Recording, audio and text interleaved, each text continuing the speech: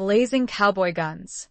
Savannah West had spent years pretending to be the grieving widow, but when her husband's killer rode into town, she realized she had one last fight left in her. The only problem?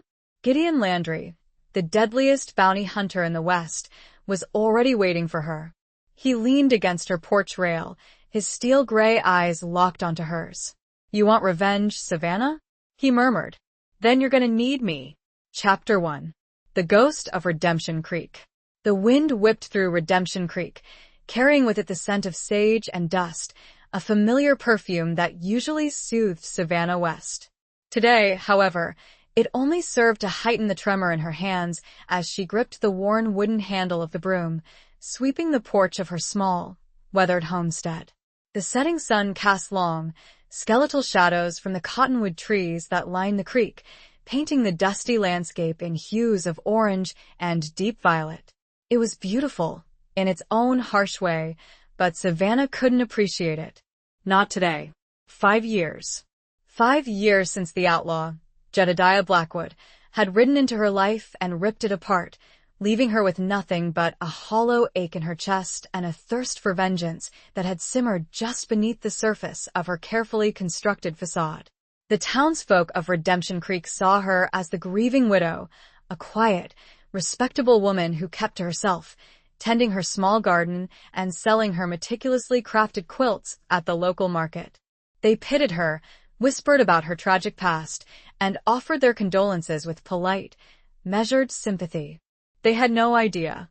They didn't know that the quiet tears she shed each night weren't for the husband she'd lost, but for the life she'd never truly had. Her marriage to Thomas had been one of convenience, a shield against the harsh realities of the frontier for a young woman alone.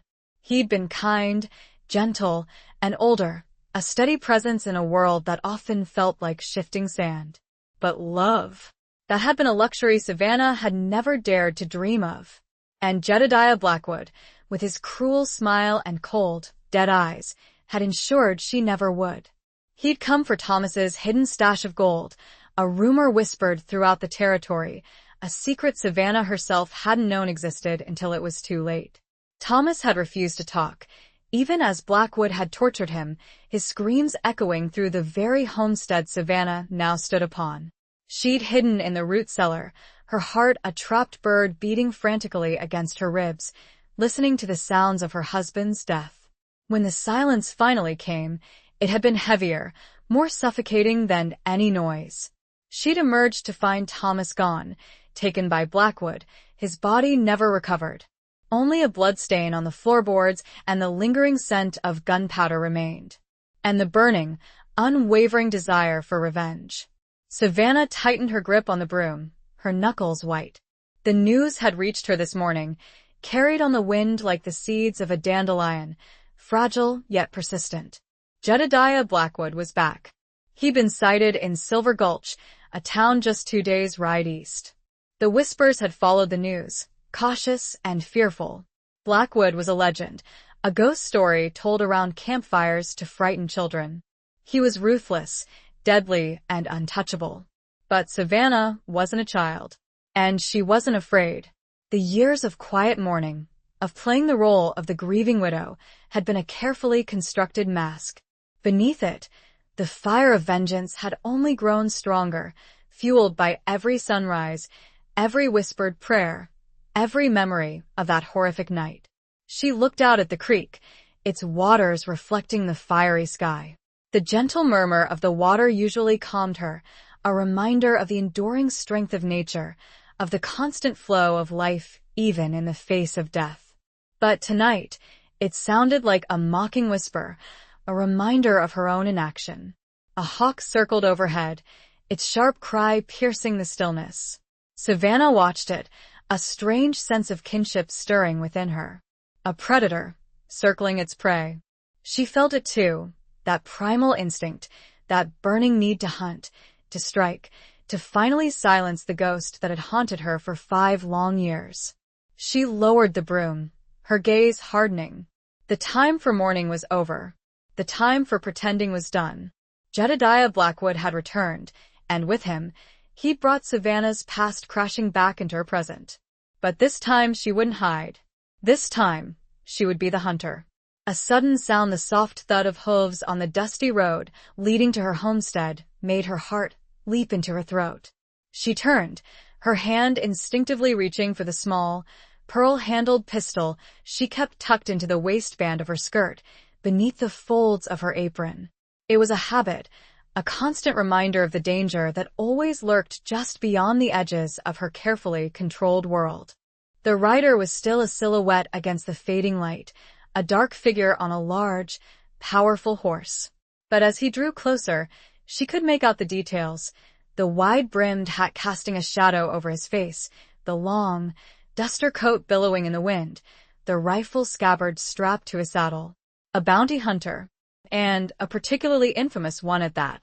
He reined in his horse a few feet from her porch, the animal's breath misting in the cool evening air. He sat there for a moment, silent, his presence radiating a quiet intensity that made the hairs on the back of her neck stand on end. Then, he dismounted with a fluid grace that belied his size, his boots landing softly on the dusty ground. He approached the porch, his steps measured and deliberate, his eyes never leaving hers. They were steel gray, those eyes, cold and piercing, yet with a flicker of something else buried deep within them. Something that hinted at a past as haunted as her own. He stopped at the foot of the porch steps, his gaze sweeping over her, assessing, calculating. He was tall, lean, and hardened by the sun and wind, his face etched with lines that spoke of a life lived on the edge. A scar bisected his left eyebrow, a pale, jagged line against his tan skin. He was dangerous, she knew, but tonight, that danger felt like a twisted form of hope. He leaned against the porch rail, the wood creaking softly under his weight, his steel gray eyes locked onto hers. "You want revenge, Savannah?" he murmured, his voice a low, resonant drawl that sent a shiver down her spine. "Then you're gonna need me." His words hung in the air, a challenge, a promise, and a threat all rolled into one. The ghost of Redemption Creek had just met its match, and Savannah knew, with a chilling certainty, that her life was about to change forever. The wind picked up, swirling the dust around them, a silent witness to the unspoken pact being forged in the fading light. The hunt was on. Chapter 2. A stranger's shadow on the porch. The silence stretched, taut and heavy, between Savannah and the man who had just offered to help her kill Jedediah Blackwood. Gideon Landry. The name was a whisper in the wind, a legend in its own right. She'd heard the stories, of course, everyone in the territory had. He was a ghost, a shadow, a hunter of men who operated in the gray areas between law and outlaw. He brought them in, dead or alive, mostly dead, and collected his bounty. He was said to be as ruthless as the men he hunted, his past shrouded in mystery and whispered rumors of a tragedy that had driven him to this solitary, dangerous life. Savannah studied him, trying to see past the hardened exterior, the dangerous aura that surrounded him like a second skin.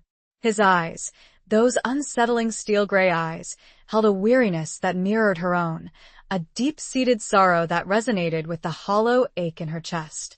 He wasn't what she'd expected. She'd envisioned a brute, a man fueled by bloodlust and greed. But there was something else in his gaze, a hint of vulnerability, a flicker of compassion. "Why?" she finally asked, her voice barely a whisper above the rustling leaves of the cottonwood trees. "Why would you help me?" He didn't answer immediately, his gaze shifting to the creek, his eyes following the flow of the water as if searching for answers in its depths.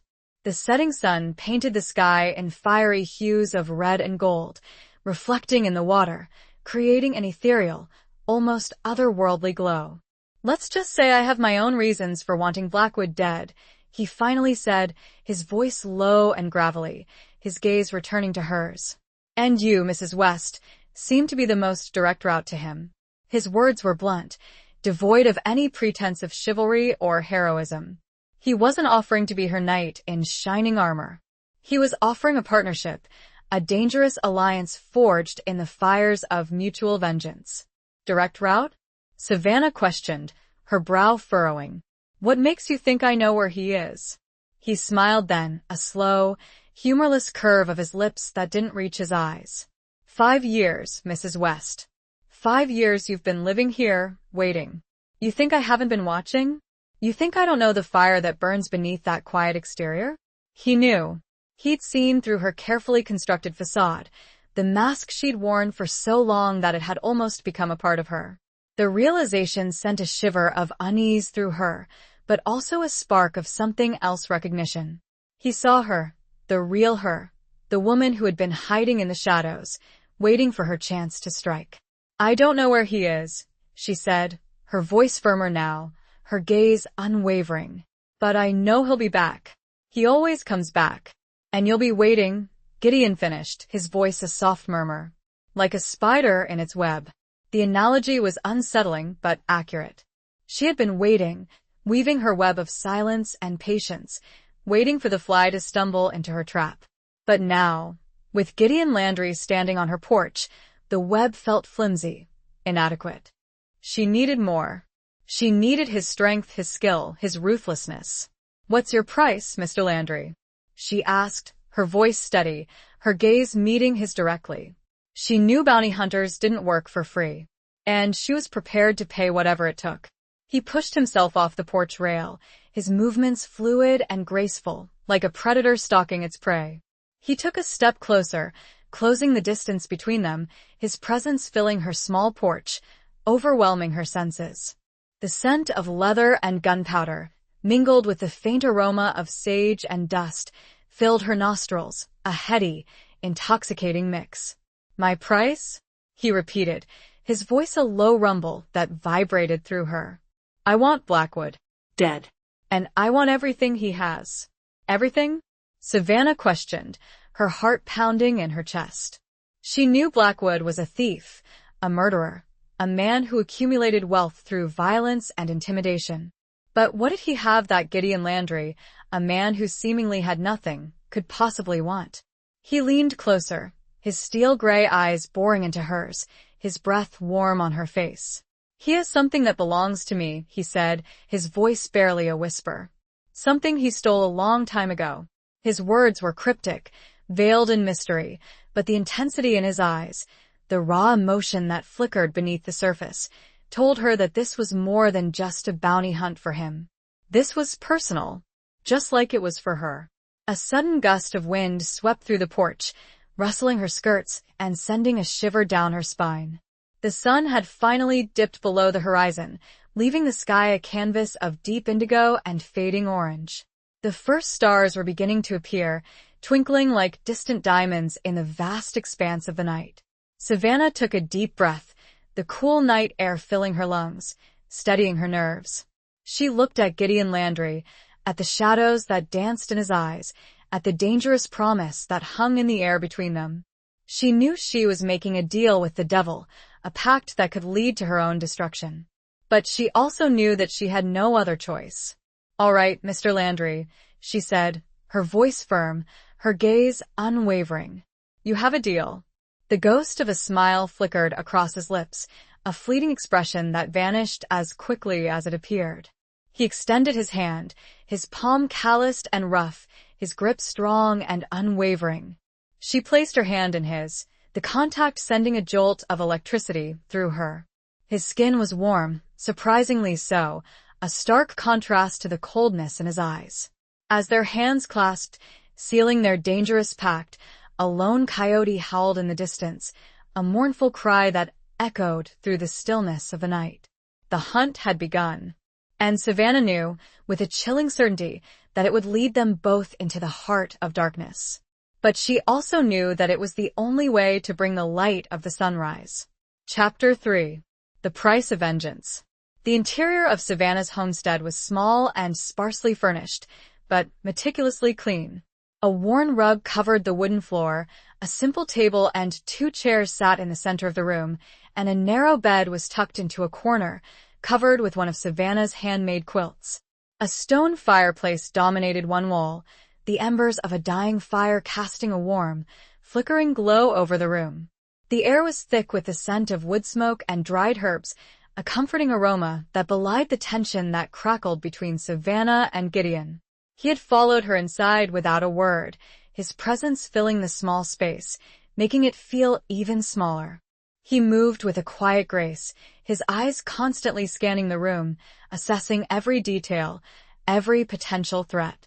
He was a predator, even in this seemingly safe haven, and Savannah couldn't help but feel a mixture of unease and admiration.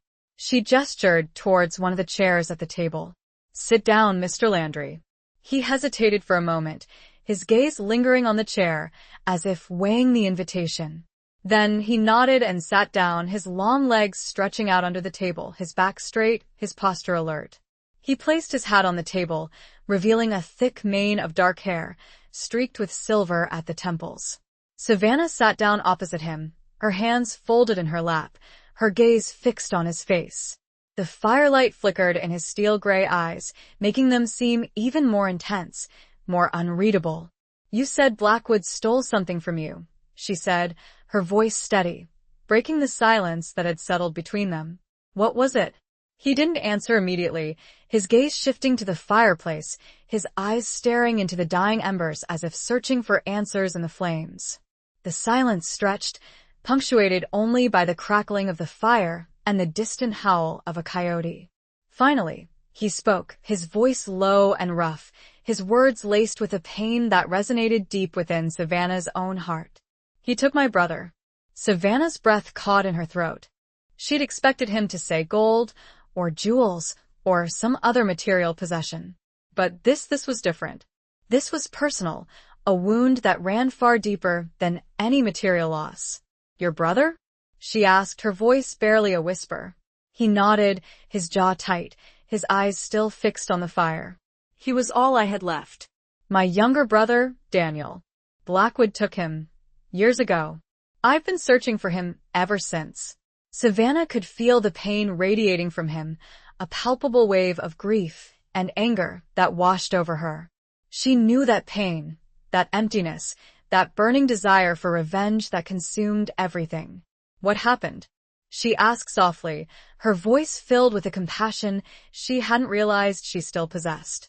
He finally looked at her, his eyes filled with a raw, unadulterated anguish that made her heart ache. "We were homesteading just like you, trying to make a life for ourselves in this godforsaken land. Blackwood and his gang raided our place, looking for gold. We didn't have any, but they didn't believe us. They killed my parents, and they took Daniel." He paused, his voice cracking with emotion. He took a deep breath, trying to regain control, his hands clenched into fists on the table. "I was out hunting. When I came back, it was too late. They were gone. All of them. Except for a single silver locket. Daniel's locket. I found it in the dirt near the barn. Blackwood must have dropped it." He reached inside his vest and pulled out a small silver locket, tarnished with age and wear. He held it in his palm, his fingers tracing the intricate carvings on its surface, his eyes filled with a mixture of love and loss. Savannah recognized the locket. It was a common design, often sold by traveling peddlers. But it was the emotion in Gideon's eyes, the way he held it, that made it unique, that gave it a significance that transcended its simple appearance. "I'm sorry, Mr. Landry," she said softly, her voice filled with genuine sympathy. She knew there were no words that could truly ease his pain, but she felt compelled to offer what little comfort she could. He closed his hand around the locket, his knuckles white. "Don't be," he said, his voice harsh. "Pity won't bring him back. Only vengeance will." His words echoed her own sentiments, the burning desire for revenge that had fueled her for the past 5 years. She understood him, in a way that few others could. They were kindred spirits, bound together by a shared pain, a shared loss, a shared thirst for justice. "So, you think Blackwood still has him?" she asked, her voice hesitant. It had been years. The chances of his brother still being alive were slim. He shrugged, his shoulders slumping slightly. "I don't know," he admitted, his voice devoid of hope. "But I have to try. I have to find out what happened to him, even if it's too late." The vulnerability in his voice, the raw emotion that he couldn't quite conceal, touched Savannah deeply. She saw past the hardened exterior, the dangerous facade, and saw the man beneath, the man who had been broken by loss, driven by a desperate hope that refused to die.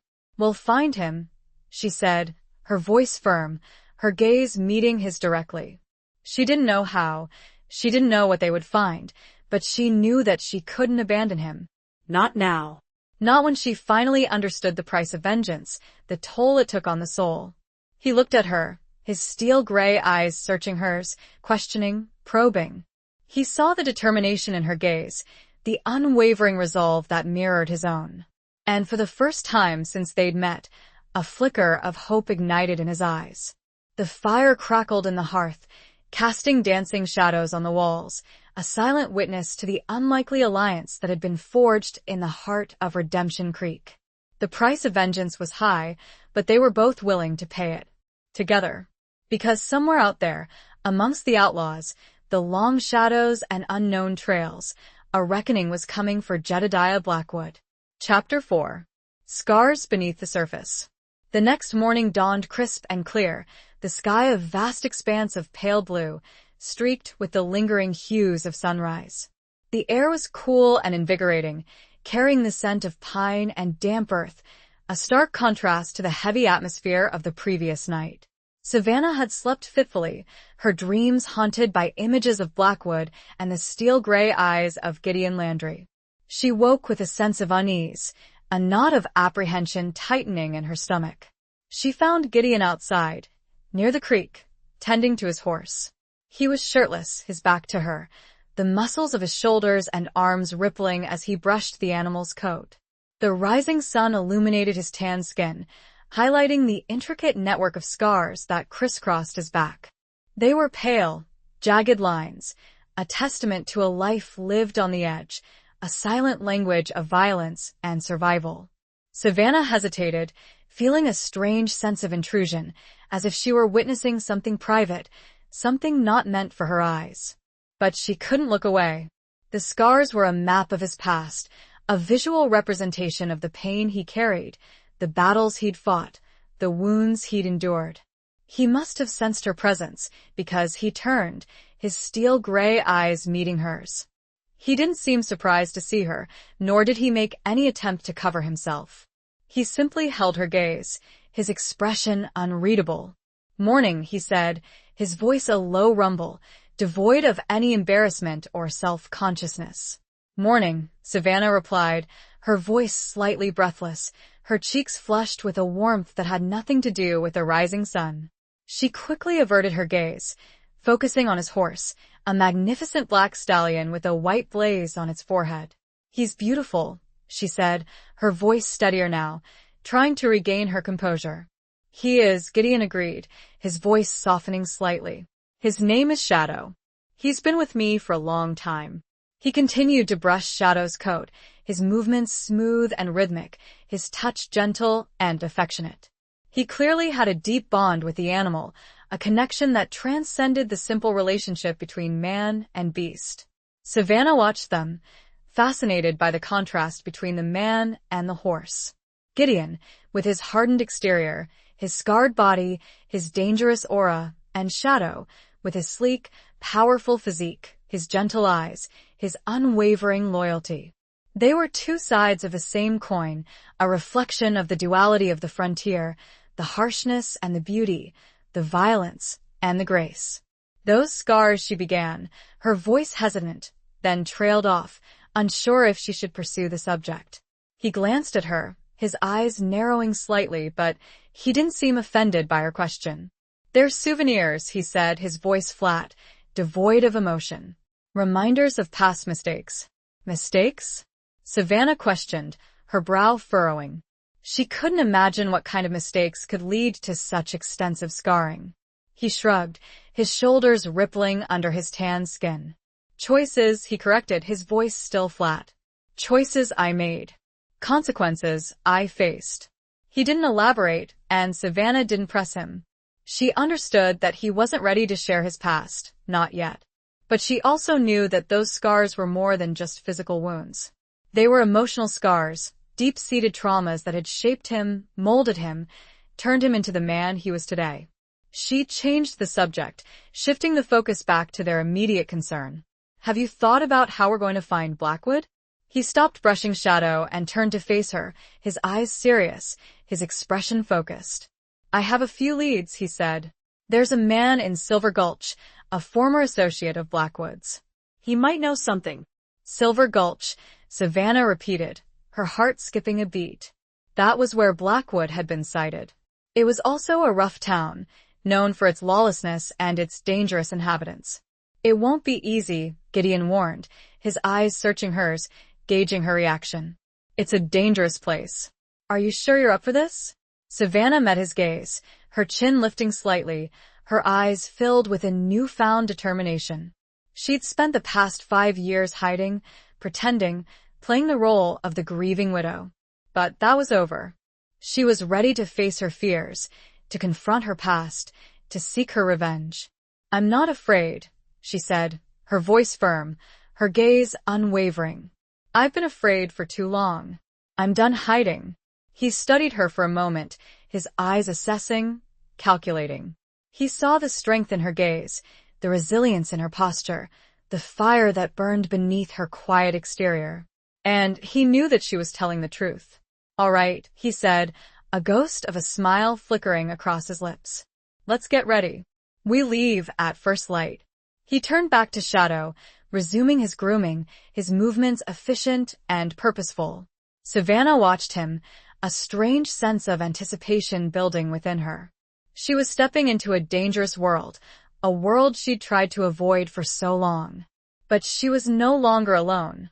She had Gideon Landry by her side, a man who understood her pain, a man who shared her thirst for vengeance, a man who carried his own scars beneath the surface. And together, they would face whatever lay ahead. The sun continued its ascent, its golden rays illuminating the scars that crossed his back. Marks of a brutal teacher. Chapter 5. The Devil's Bargain. The journey to Silver Gulch was arduous. 2 days of hard riding across a landscape that was both breathtakingly beautiful and brutally unforgiving.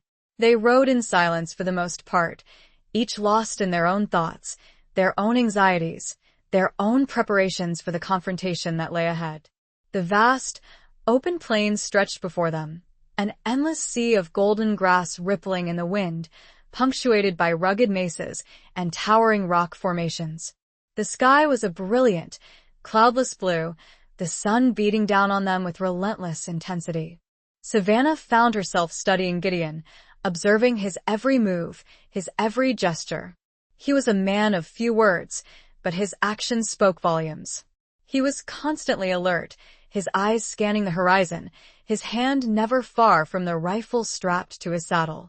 He was a skilled horseman, riding with an effortless grace that belied the harshness of the terrain.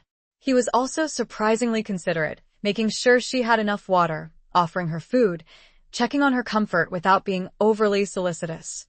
He was a complex man, a paradox of contradictions. He was ruthless, yet gentle, dangerous, yet protective, cold, yet vulnerable. The scars on his back were a constant reminder of his past, of the pain he'd endured, of the battles he'd fought. But it was the scars beneath the surface, the emotional wounds, that intrigued her the most. She tried to imagine what he'd been like before Blackwood had shattered his life, before he'd become the hardened bounty hunter, the ghost, the legend. She pictured him as a young man, full of hope, full of dreams, with a loving family and a bright future. And then, she pictured the devastation, the loss, the pain that had transformed him into the man he was today. She felt a growing sense of empathy for him, a connection that transcended their shared thirst for vengeance. She saw him not just as a tool to achieve her own goals, but as a human being, a man who had suffered, a man who deserved peace. As the sun began to set on the second day, they reached the outskirts of Silver Gulch. The town was a cluster of ramshackle buildings, huddled together as if seeking protection from the vast, open landscape that surrounded it. The air was thick with the smell of dust, sweat, and whiskey, the sounds of raucous laughter and drunken brawls spilling out from the numerous saloons that lined the main street.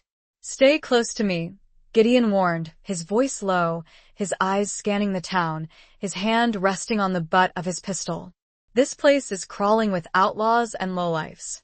Don't trust anyone. Savannah nodded, her heart pounding in her chest. She could feel the danger radiating from the town, a palpable sense of lawlessness and violence that made her skin crawl. She'd never been in a place like this before, and she felt a surge of fear, a primal instinct to flee. But she also knew that she couldn't. She'd come too far, risked too much, to turn back now. They rode slowly down the main street, their horses' hooves clattering on the dusty ground, drawing the attention of the town's inhabitants. Men in dusty clothes and worn hats, with pistols strapped to their hips and rifles slung over their shoulders, stopped to stare at them, their eyes filled with suspicion and hostility. Women in garish dresses and painted faces peered out from the windows of the saloons, their expressions a mixture of curiosity and contempt. Savannah felt their eyes on her, assessing, judging, undressing her with their gazes. She kept her head held high, her back straight, her hand resting on the small pistol tucked into her waistband. She wouldn't show them any fear. She wouldn't give them the satisfaction. Gideon led her to a small, relatively quiet saloon at the edge of town. It was less crowded than the others, and the atmosphere seemed slightly less volatile. He dismounted and tied Shadow to the hitching post, then turned to help Savannah down.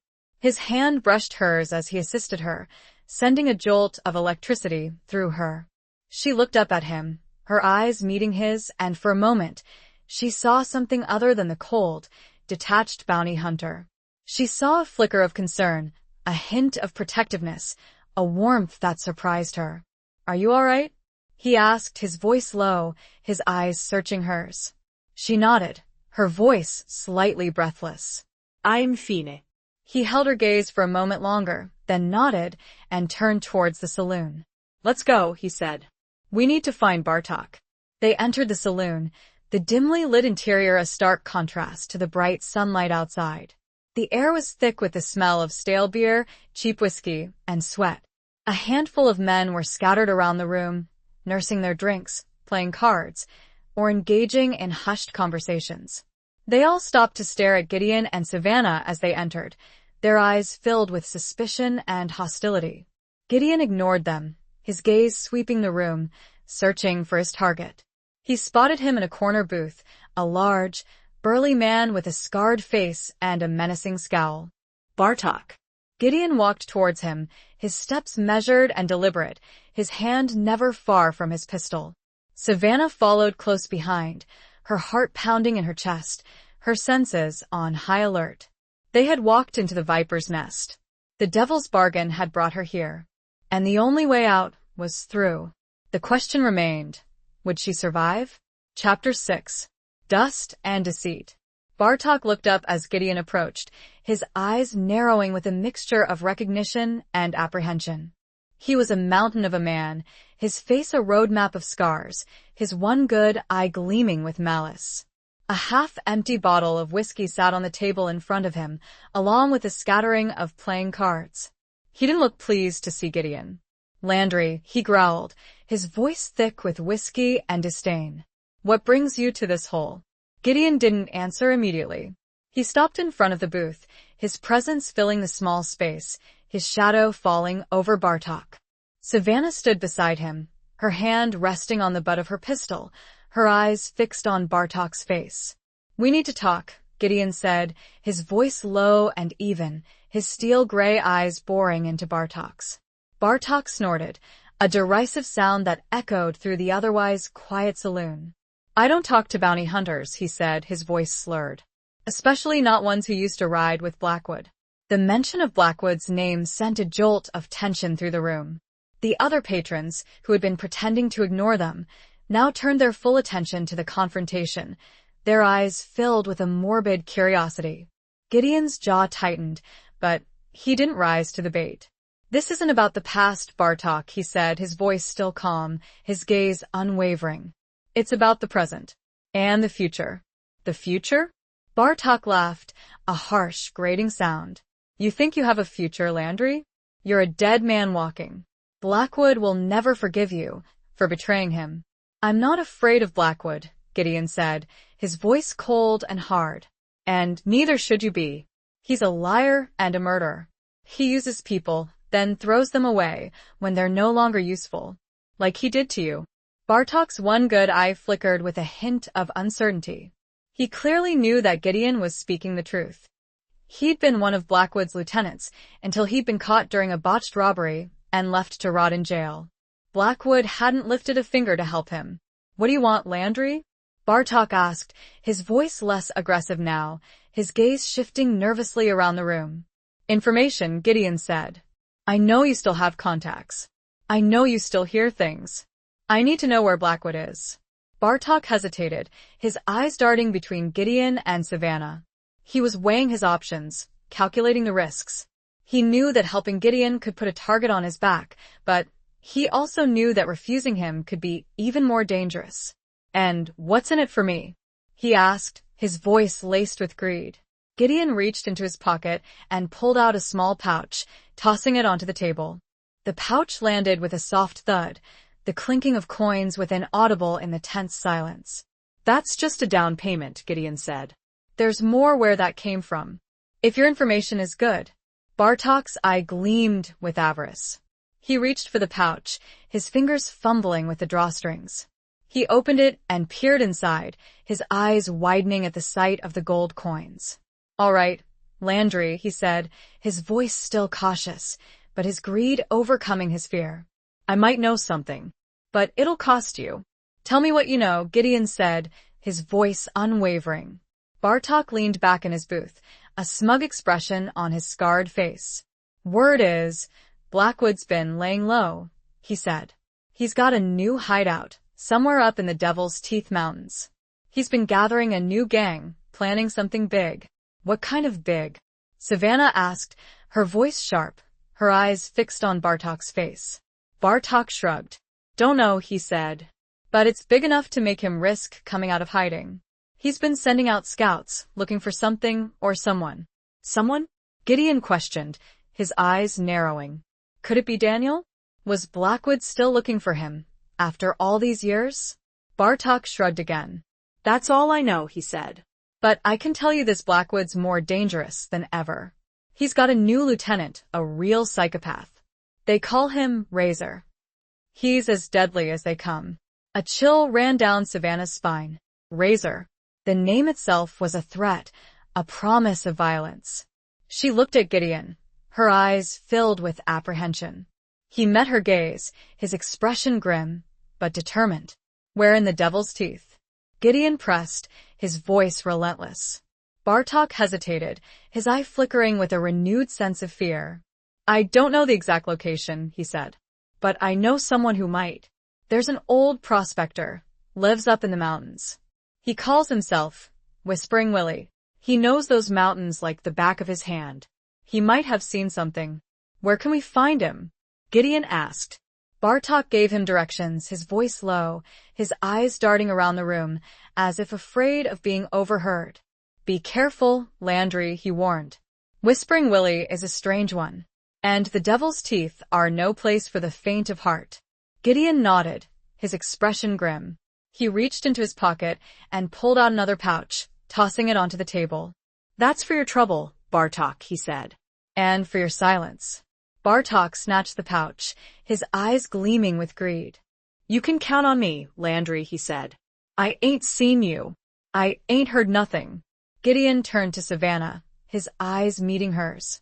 "Let's go," he said. "We have a prospector to find." They leave the saloon, stepping back into the blinding sun, this new information weighing heavily.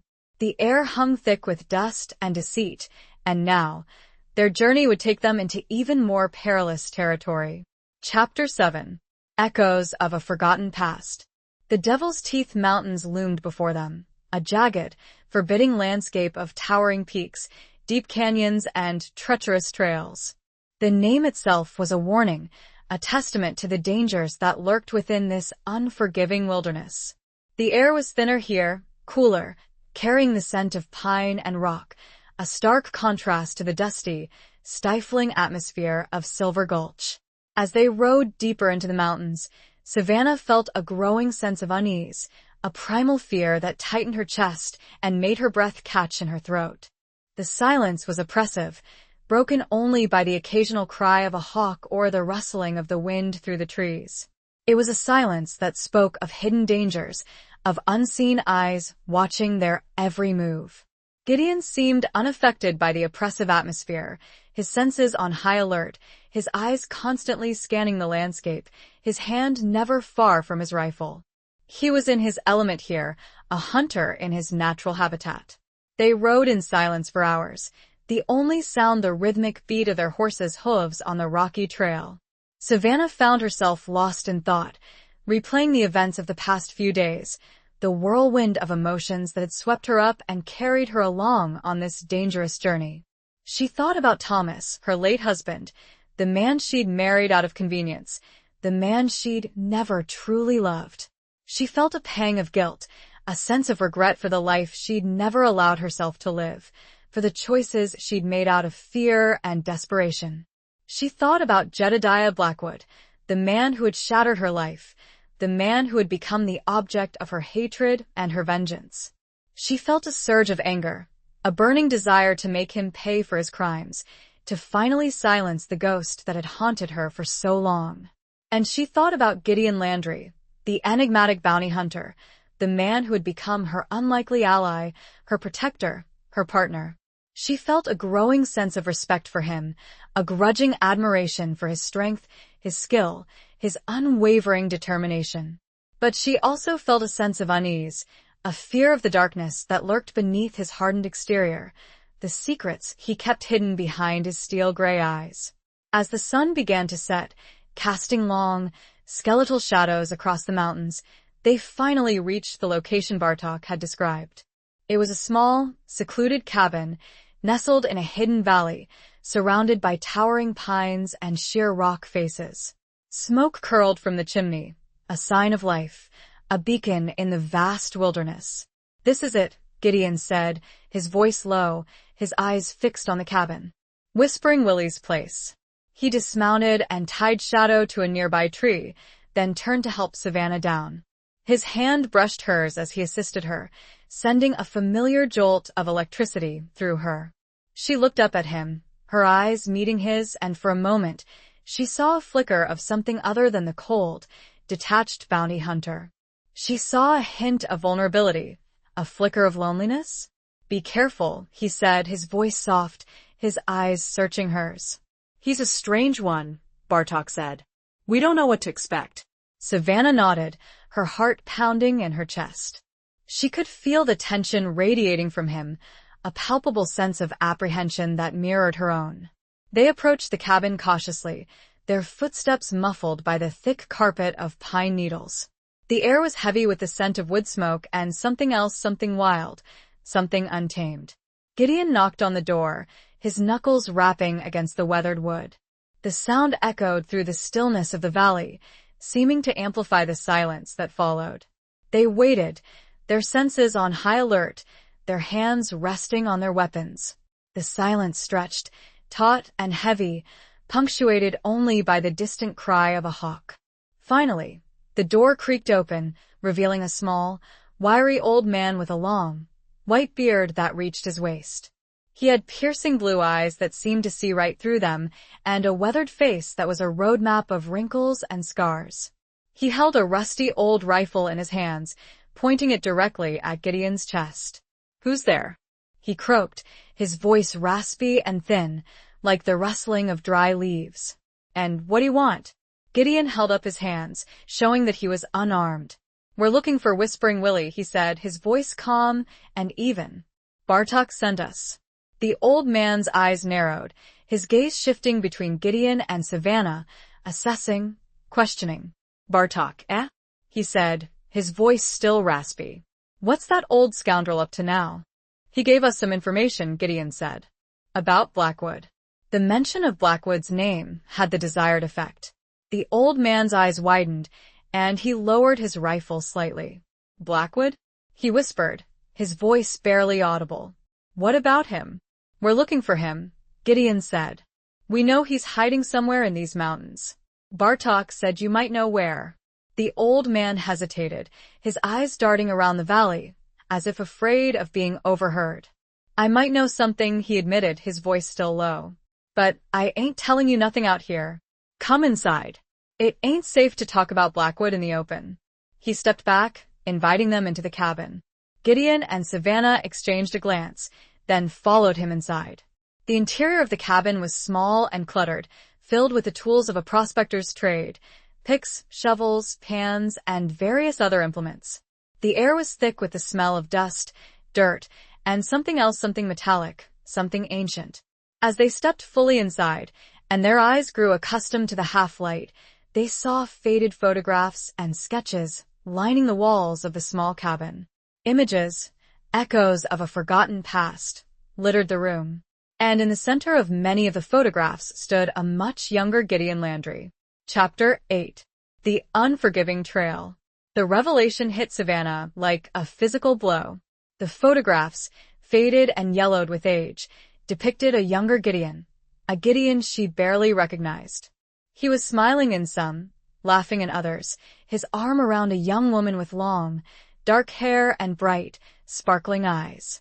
In others, he stood beside the old prospector, Whispering Willie, both of them younger, leaner, their faces filled with hope and ambition.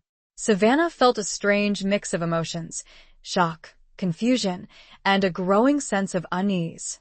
She looked at Gideon, her eyes questioning, searching for answers. He stood frozen, his gaze fixed on the photographs, his face pale, his expression unreadable. Whispering Willie watched them, his piercing blue eyes flickering with amusement, a knowing smile playing on his lips. Surprised? He croaked, his voice raspy. Didn't expect to see your past staring back at you, did you, Gideon? Gideon didn't answer, his gaze still locked on the photographs, his mind clearly reeling from the unexpected discovery. Savannah felt a growing sense of dread, a premonition that the secrets of Gideon's past were about to be revealed, and that those secrets were far more complicated, far more dangerous, than she could have ever imagined. Who is she? Savannah asked, her voice barely a whisper, her gaze fixed on the photograph of Gideon and the young woman. Whispering Willie chuckled, a dry, rustling sound. That, my dear, he said, is Eliza, Gideon's wife. And my daughter. Savannah's breath caught in her throat. Gideon's wife. He'd never mentioned a wife. He'd only spoken of his brother, Daniel, of Blackwood's betrayal, of his quest for vengeance. He'd never said a word about a wife. She looked at Gideon, her eyes pleading for an explanation, for some kind of denial. But he remained silent, his gaze still fixed on the photographs, his face a mask of pain and regret. What would happen to her? Savannah asked, her voice trembling, her heart aching for the man she was beginning to understand, the man who had suffered so much more than she'd ever realized. Whispering Willie's smile faded, his eyes clouding over with sadness. Blackwood, he said, his voice low and heavy. He took her. Just like he took Daniel. He took everything from Gideon. Everything. The pieces of the puzzle began to fall into place, forming a picture that was far more tragic, far more devastating than Savannah had imagined. Gideon's quest for vengeance wasn't just about his brother. It was about his wife, too. It was about everything he'd lost, everything Blackwood had stolen from him. Why didn't you tell me? Savannah asked, her voice filled with a mixture of hurt and confusion, her gaze fixed on Gideon's face.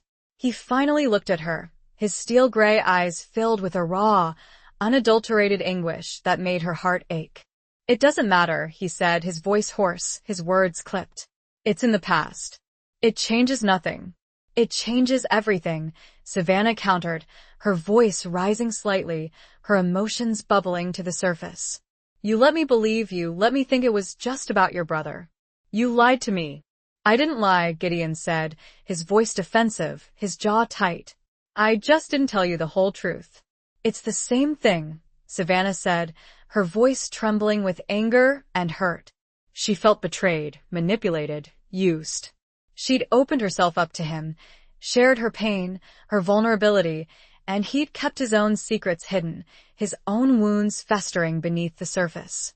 Whispering Willie watched them, his eyes filled with a mixture of sadness and understanding. Gideon has his reasons, he said softly, his voice soothing. He carries a heavy burden, a pain that few can understand. I understand pain, Savannah said, her voice cracking with emotion. I've lived with it for 5 years. But I didn't hide it. I didn't pretend it didn't exist. Gideon turned away from her, his shoulders slumping, his gaze fixed on the floor. He looked defeated, broken, a man stripped bare of his defenses.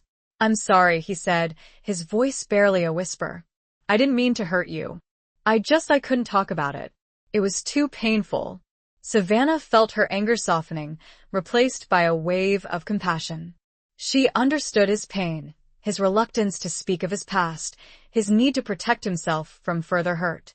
But she also knew that they couldn't move forward, they couldn't face Blackwood together, if they were burdened by secrets and lies. We need to talk about it, Gideon, she said softly, her voice gentle, her hand reaching out to touch his arm. We need to be honest with each other. If we're going to do this, we need to do it together. As partners. He flinched at her touch, but he didn't pull away. He slowly turned to face her, his steel-gray eyes searching hers, questioning, probing. He saw the sincerity in her gaze, the compassion in her touch, the unwavering resolve that mirrored his own. And for the first time since they'd met, he let his guard down, he allowed himself to be vulnerable, he allowed himself to trust. The unforgiving trail had led them to this. A place of raw honesty. Chapter 9. Between Law and Loyalty. The silence in the cabin was thick with unspoken emotions, the weight of Gideon's past hanging heavy in the air.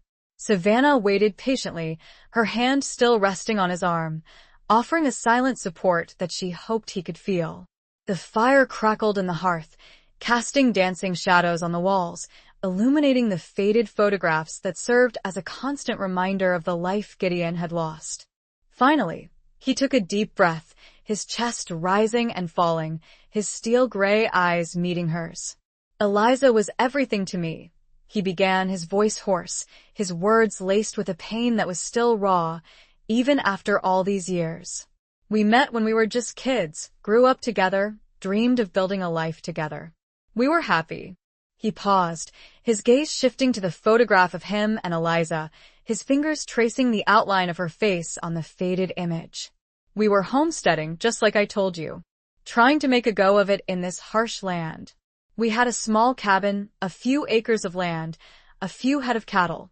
It wasn't much, but it was ours. He looked back at Savannah, his eyes filled with a mixture of love and loss.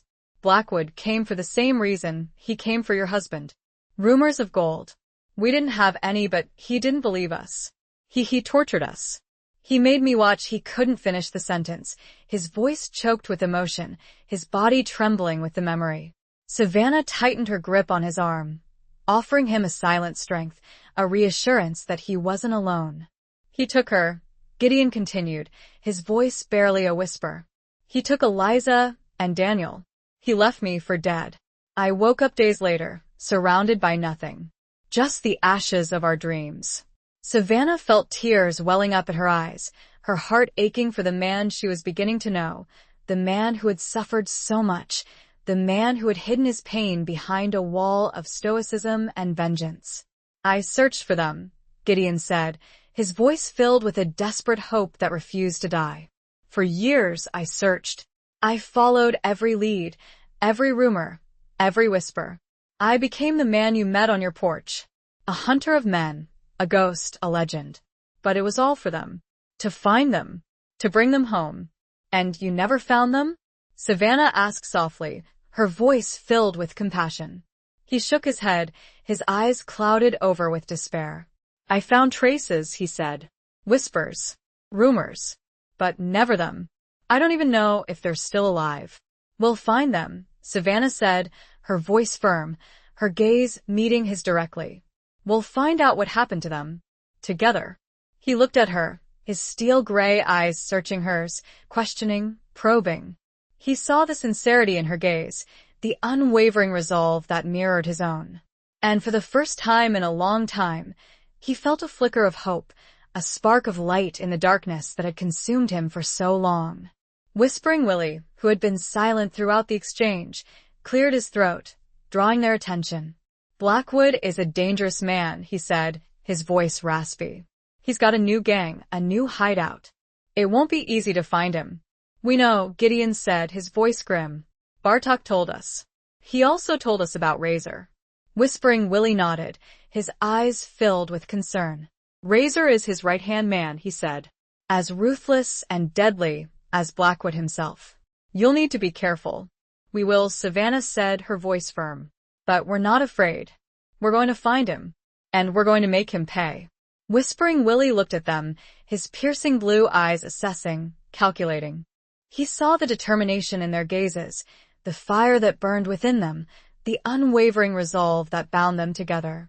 I can help you, he said, his voice low. I know these mountains like the back of my hand. I know where Blackwood might be hiding. But it'll be dangerous. There are places up there where the law doesn't reach, where only outlaws and wild things roam. We're not afraid of danger, Gideon said, his voice cold and hard. We've lived with it for too long.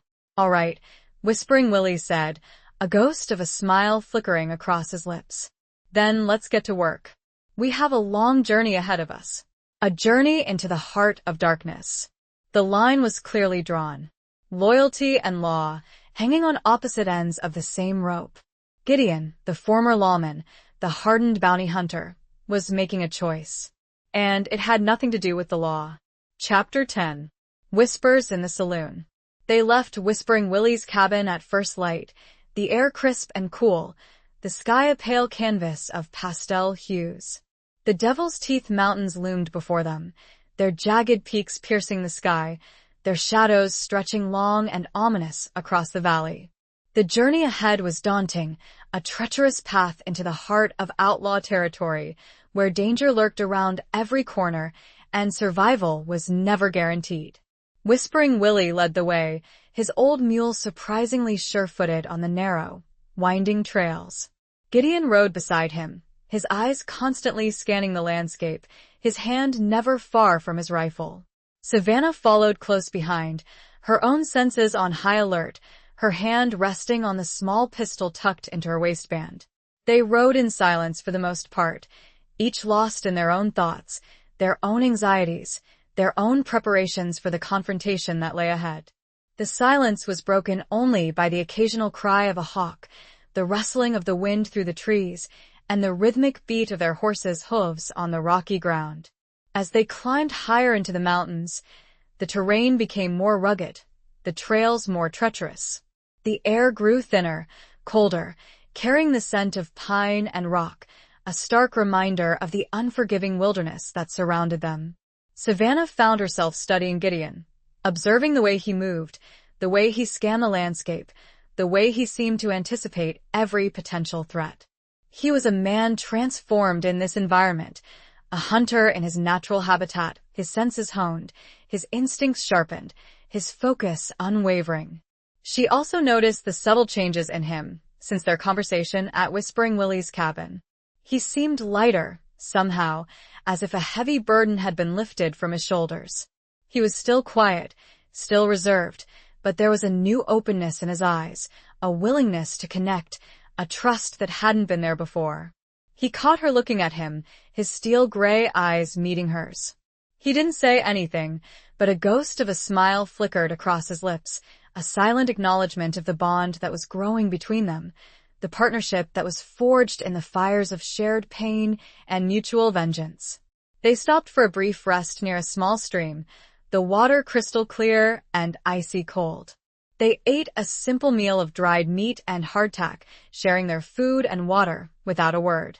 The silence between them was comfortable now, a companionable quiet that spoke of understanding and acceptance. As the sun began to set, casting long shadows across the mountains, they reached a small, isolated settlement, a cluster of ramshackle buildings huddled together as if seeking protection from the vast, open wilderness. It was a rough place, a haven for outlaws and desperados, a place where the law held no sway. "We'll stop here for the night," Whispering Willie said, his voice low, his eyes scanning the town. "There's a saloon here, might be able to get some information. But be careful. This is Blackwood territory. Don't trust anyone. They rode into the town cautiously, their horses' hooves clattering on the dusty ground, drawing the attention of the town's inhabitants. Men in dusty clothes and worn hats, with pistols strapped to their hips and rifles slung over their shoulders, stopped to stare at them, their eyes filled with suspicion and hostility. Gideon led them to the saloon, a dimly lit, smoke-filled establishment that reeked of stale beer, cheap whiskey, and sweat. The air was thick with tension, a palpable sense of danger that made Savannah's skin crawl. They entered the saloon, their boots thudding on the wooden floor, drawing the attention of the patrons. The room fell silent, all eyes turning to them, assessing, judging, questioning. Gideon ignored them, his gaze sweeping the room, searching for a familiar face, a potential source of information. He spotted a man sitting alone at a corner table, nursing a drink, his eyes downcast, his body language suggesting a weariness, a defeat. Gideon approached him, his steps measured and deliberate, his hand never far from his pistol.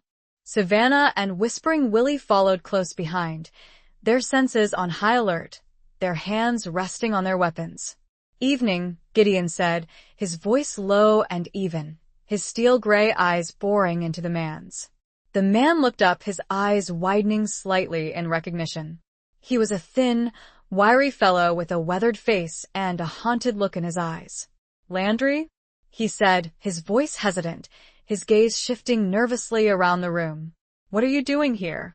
"We need information," Gideon said. "About Blackwood."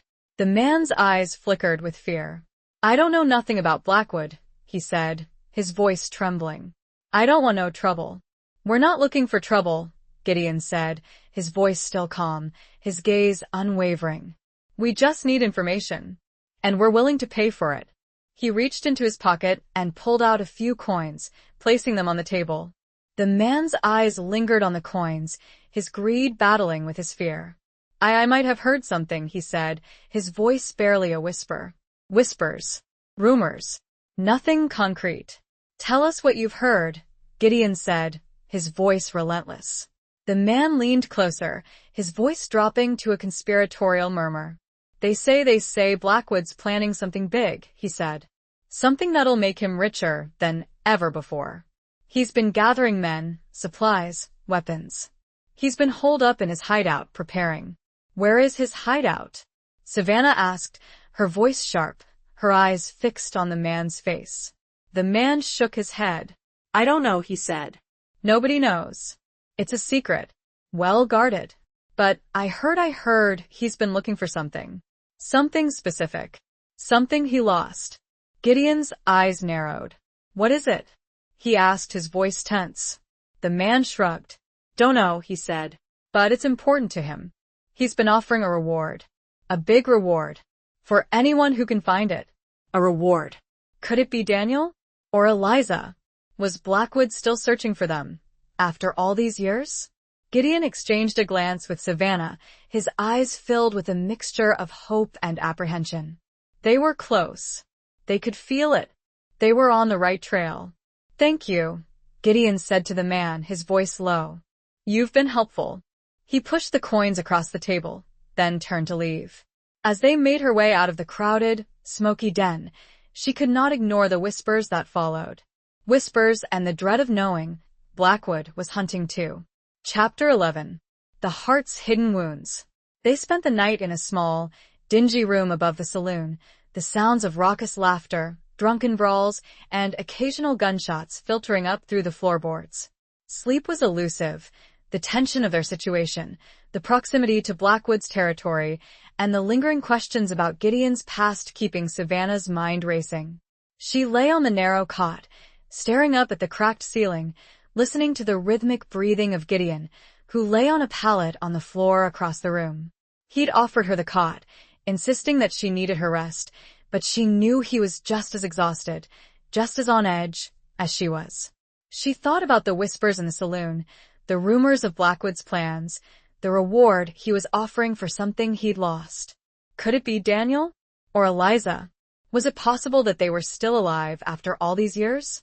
The thought sent a surge of hope through her, a flicker of light in the darkness that had surrounded her for so long. But it was also mixed with a sense of dread, a fear of the unknown, a premonition that the truth might be even more painful than she could imagine. She thought about Gideon, about the secrets he'd kept hidden, the wounds he'd carried for so long. She understood his pain, his reluctance to speak of his past, his need to protect himself from further hurt. But she also knew that his silence had created a distance between them, a barrier that had prevented them from truly connecting, from truly trusting each other. She'd been hurt by his deception, by his unwillingness to share his whole self with her. But she also recognized that his wounds were deep, that his past was a burden he'd carried alone for far too long. She wanted to help him, to heal him, to be the partner he needed, the friend he deserved.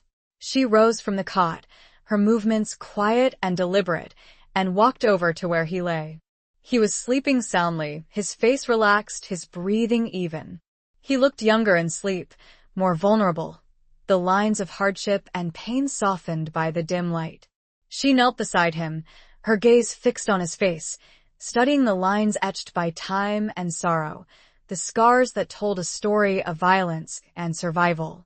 She reached out and gently brushed a stray lock of hair from his forehead, her fingers lingering on his skin, feeling the warmth of his life, the steady beat of his heart. He stirred in his sleep, his eyes fluttering open. He looked at her, his steel-gray eyes filled with confusion, then with a dawning awareness. "Savannah?" he whispered, his voice hoarse with sleep. "What's wrong?" She shook her head, her eyes filled with tears. "Nothing's wrong," she said softly. I couldn't sleep." He sat up, his back resting against the wall, his gaze searching hers. "Are you all right?" he asked, his voice filled with concern. She nodded, her voice trembling slightly. "I'm fine," she said. "But I need to talk to you." He waited, his eyes patient, his expression open. "I was thinking about Eliza," she said, her voice hesitant. "About what you told me. About everything you've been through." He looked away, his jaw tight, his eyes clouded over with pain. "It's in the past," he said, his voice flat. "It doesn't matter anymore." "It does matter," Savannah countered, her voice firm. "It matters to me. It matters to us. We can't move forward. We can't face Blackwood together if we're still carrying these secrets, these wounds." He looked back at her, his steel-gray eyes searching hers, questioning, probing. He saw the sincerity in her gaze, the compassion in her touch, the unwavering resolve that mirrored his own. "I know," he said, his voice low. "I know I haven't been honest with you. I've kept things hidden, built walls around my heart. It's a habit, I guess. A way of protecting myself." "I understand," Savannah said softly. "But you don't have to protect yourself from me. I'm on your side. I'm your partner. I'm your friend." The word friend hung in the air between them, a fragile bridge across the chasm of their shared pain, their shared vengeance. He reached out and took her hand, his fingers intertwining with hers, his touch warm and surprisingly gentle. "Thank you," he said, his voice thick with emotion. "For understanding. For not giving up on me." She squeezed his hand, her eyes meeting his. "I won't," she said. "I promise you, I won't." They sat there for a long moment, their hands clasped together, their eyes locked in a silent understanding. The sounds of the saloon below faded into the background. The darkness of the room seemed to recede, replaced by a faint glimmer of hope, a fragile sense of connection. The hidden wounds were still there, the scars still visible, but they were no longer a barrier between them. They were a shared burden, a shared challenge, a shared reason to fight. And in that shared vulnerability, they found a strength they hadn't known they possessed. The heart's hidden wounds, finally exposed to the air. And with it, a new tenderness began to grow. Chapter 12. A Dance with Danger.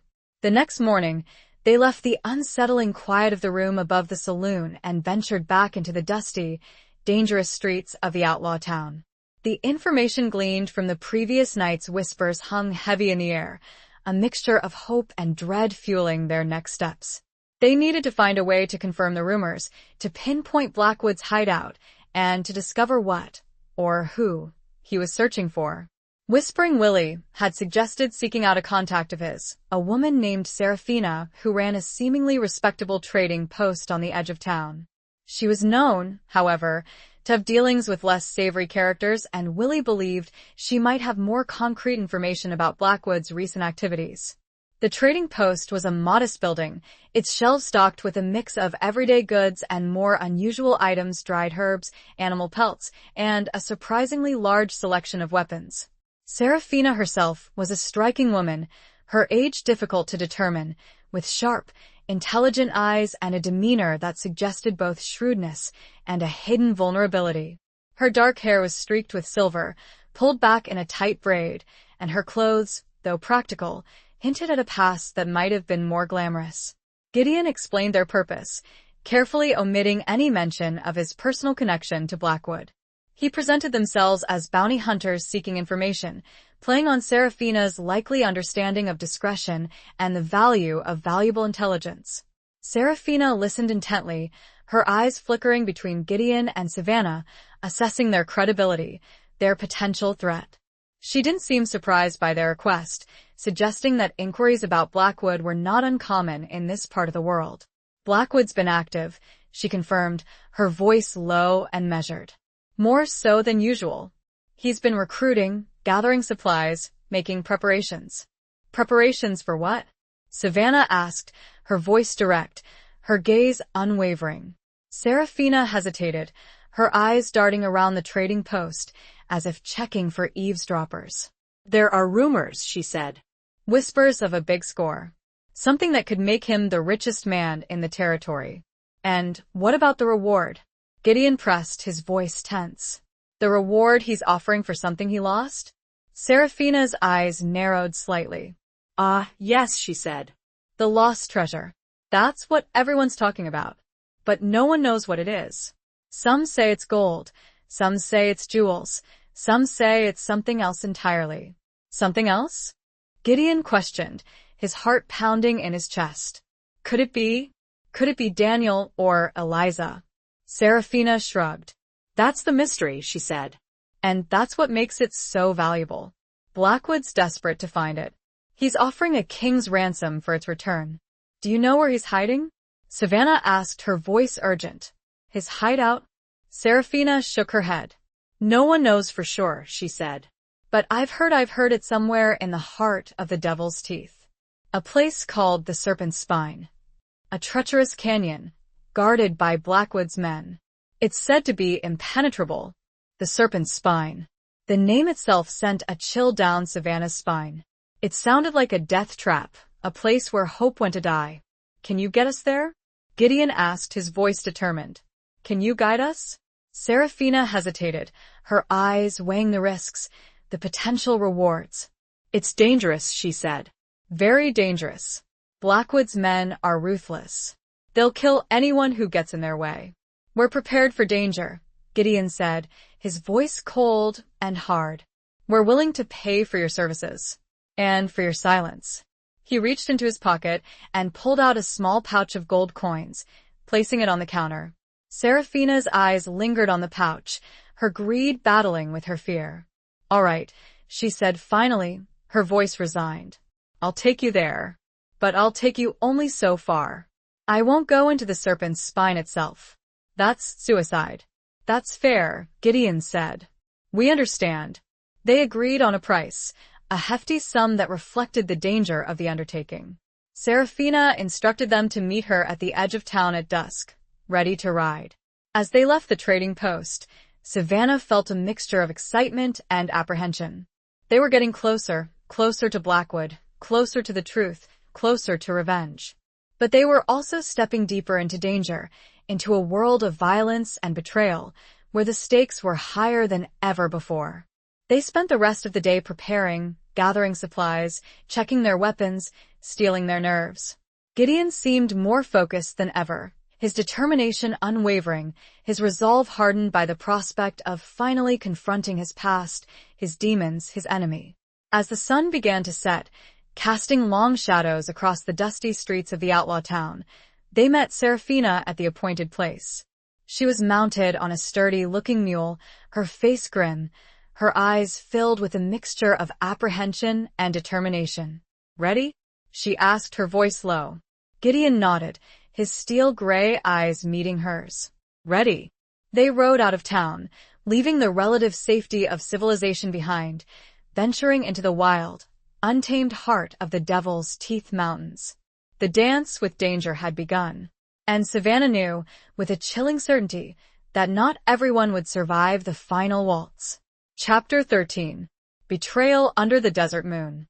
The journey into the Devil's Teeth was a slow, arduous climb, the terrain becoming increasingly treacherous with each passing mile. Serafina led them along narrow, winding trails, through deep canyons and over rocky ridges, her mule surprisingly sure-footed on the unforgiving ground. The silence was oppressive, broken only by the occasional cry of a hawk, the rustling of the wind through the sparse vegetation, and the rhythmic beat of their mounts' hooves. The landscape was starkly beautiful, yet menacing, the towering peaks casting long, skeletal shadows in the fading light.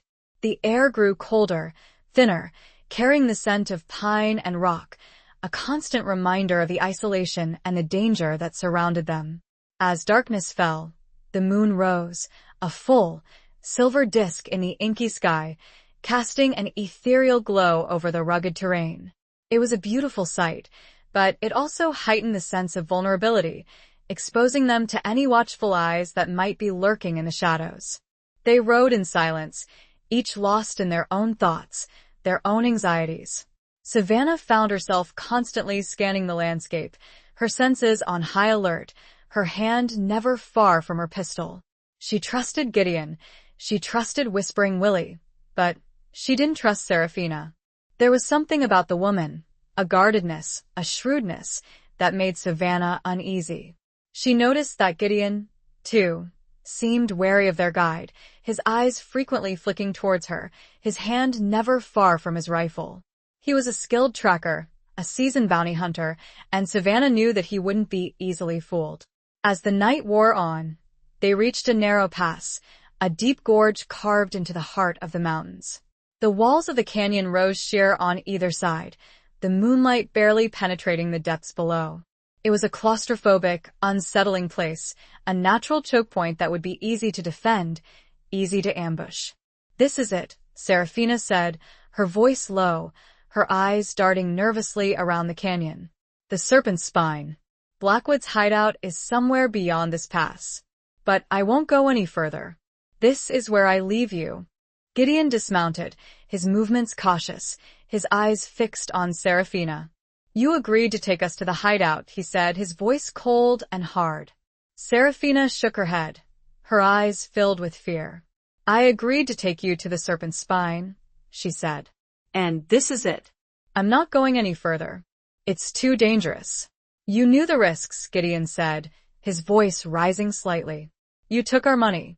And I've earned it," Serafina countered, her voice defiant. "I've brought you this far. The rest is up to you." Savannah felt a surge of anger, a sense of betrayal.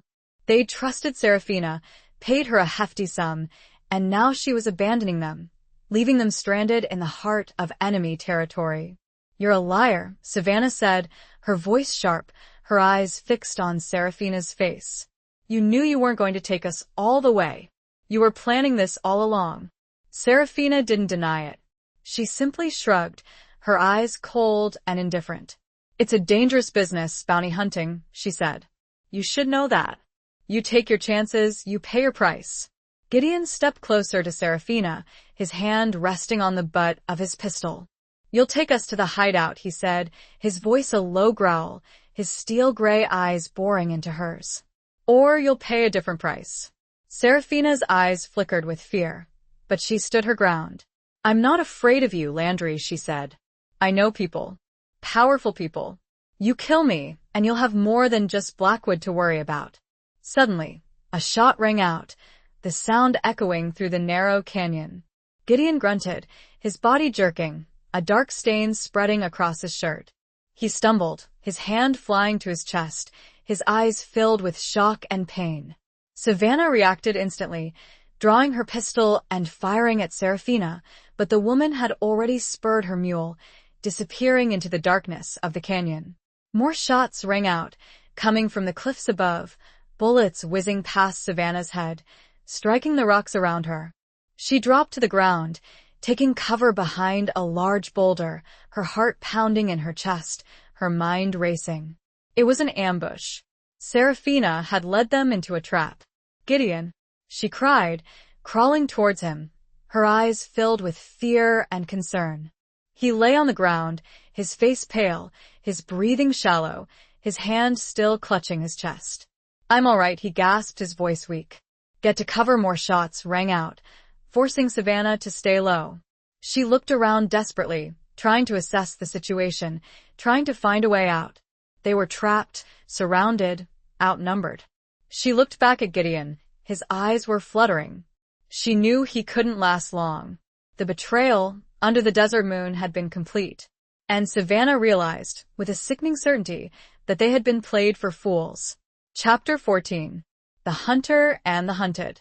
The ambush was swift and brutal.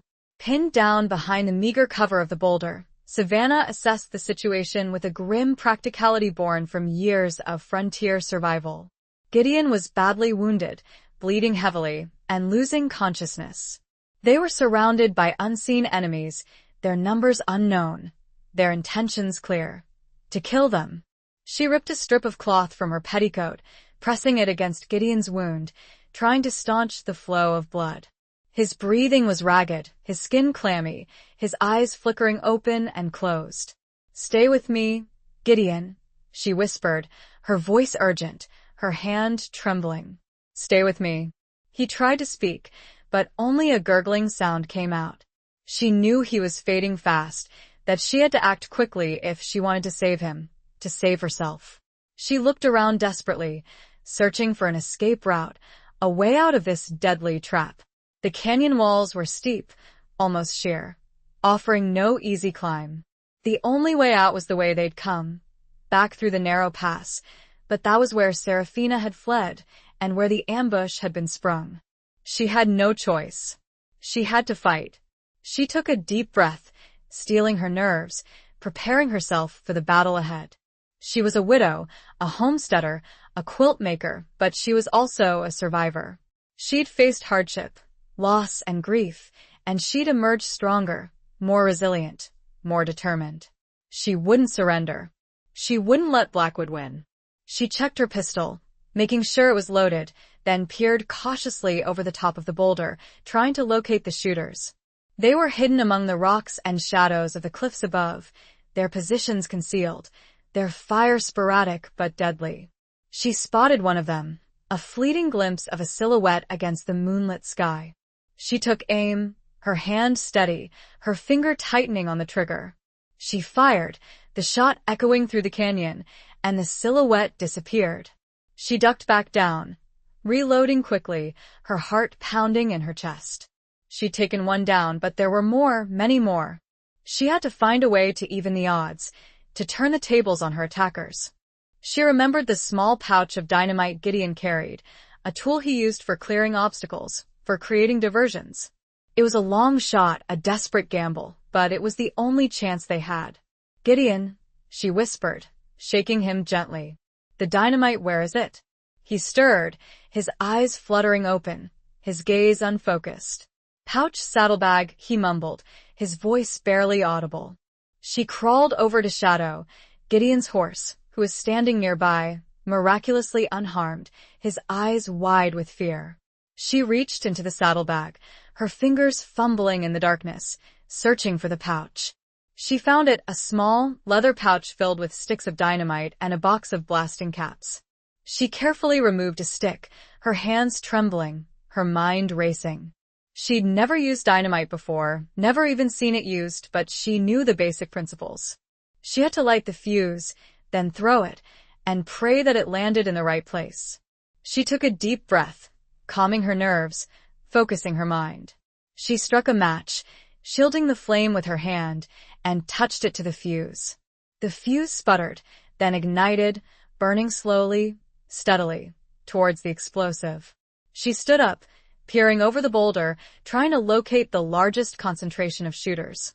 She spotted them, huddled together on a ledge overlooking the pass, their rifles firing down at her position.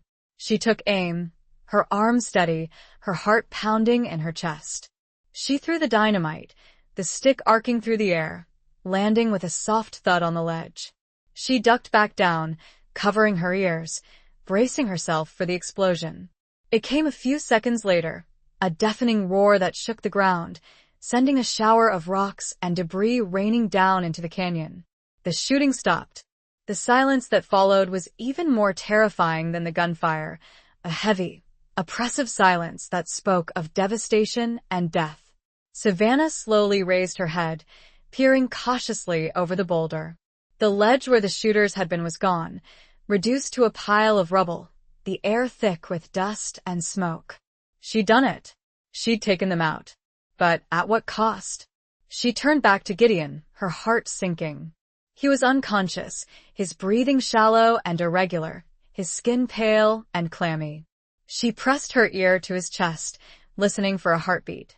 It was there, faint but steady, a fragile thread of life that she desperately clung to. She had to get him out of here, to safety, to help. But how? She was alone, wounded, surrounded by enemies. She had no horse, no supplies, no hope. But she refused to give up. She wouldn't let Gideon die. She wouldn't let Blackwood win. She would fight. She would survive. She would avenge. The hunter had become the hunted. But the tables were about to turn again. Chapter 15. Crossroads of Fate. The silence following the explosion was shattered by a series of shouts and the sound of scrambling footsteps. Savannah knew that the remaining outlaws, alerted by the blast, would be converging on her position. She had bought herself some time, but not much. She had to move, and fast. She looked at Gideon, his unconscious form a heavy weight in her arms. She couldn't carry him, not in his condition, not over this treacherous terrain. She needed help, but where could she find it? She remembered Whispering Willie, his cabin nestled in a hidden valley, not too far from where they'd parted ways with Serafina. It was a long shot, a desperate gamble, but it was the only chance they had. She carefully laid Gideon down, making him as comfortable as possible, then checked his wound. The bleeding had slowed, but he was still losing blood, still fading fast. She needed to get him to safety, to medical attention, as soon as possible. She took a deep breath, steeling her nerves, preparing herself for the perilous journey ahead.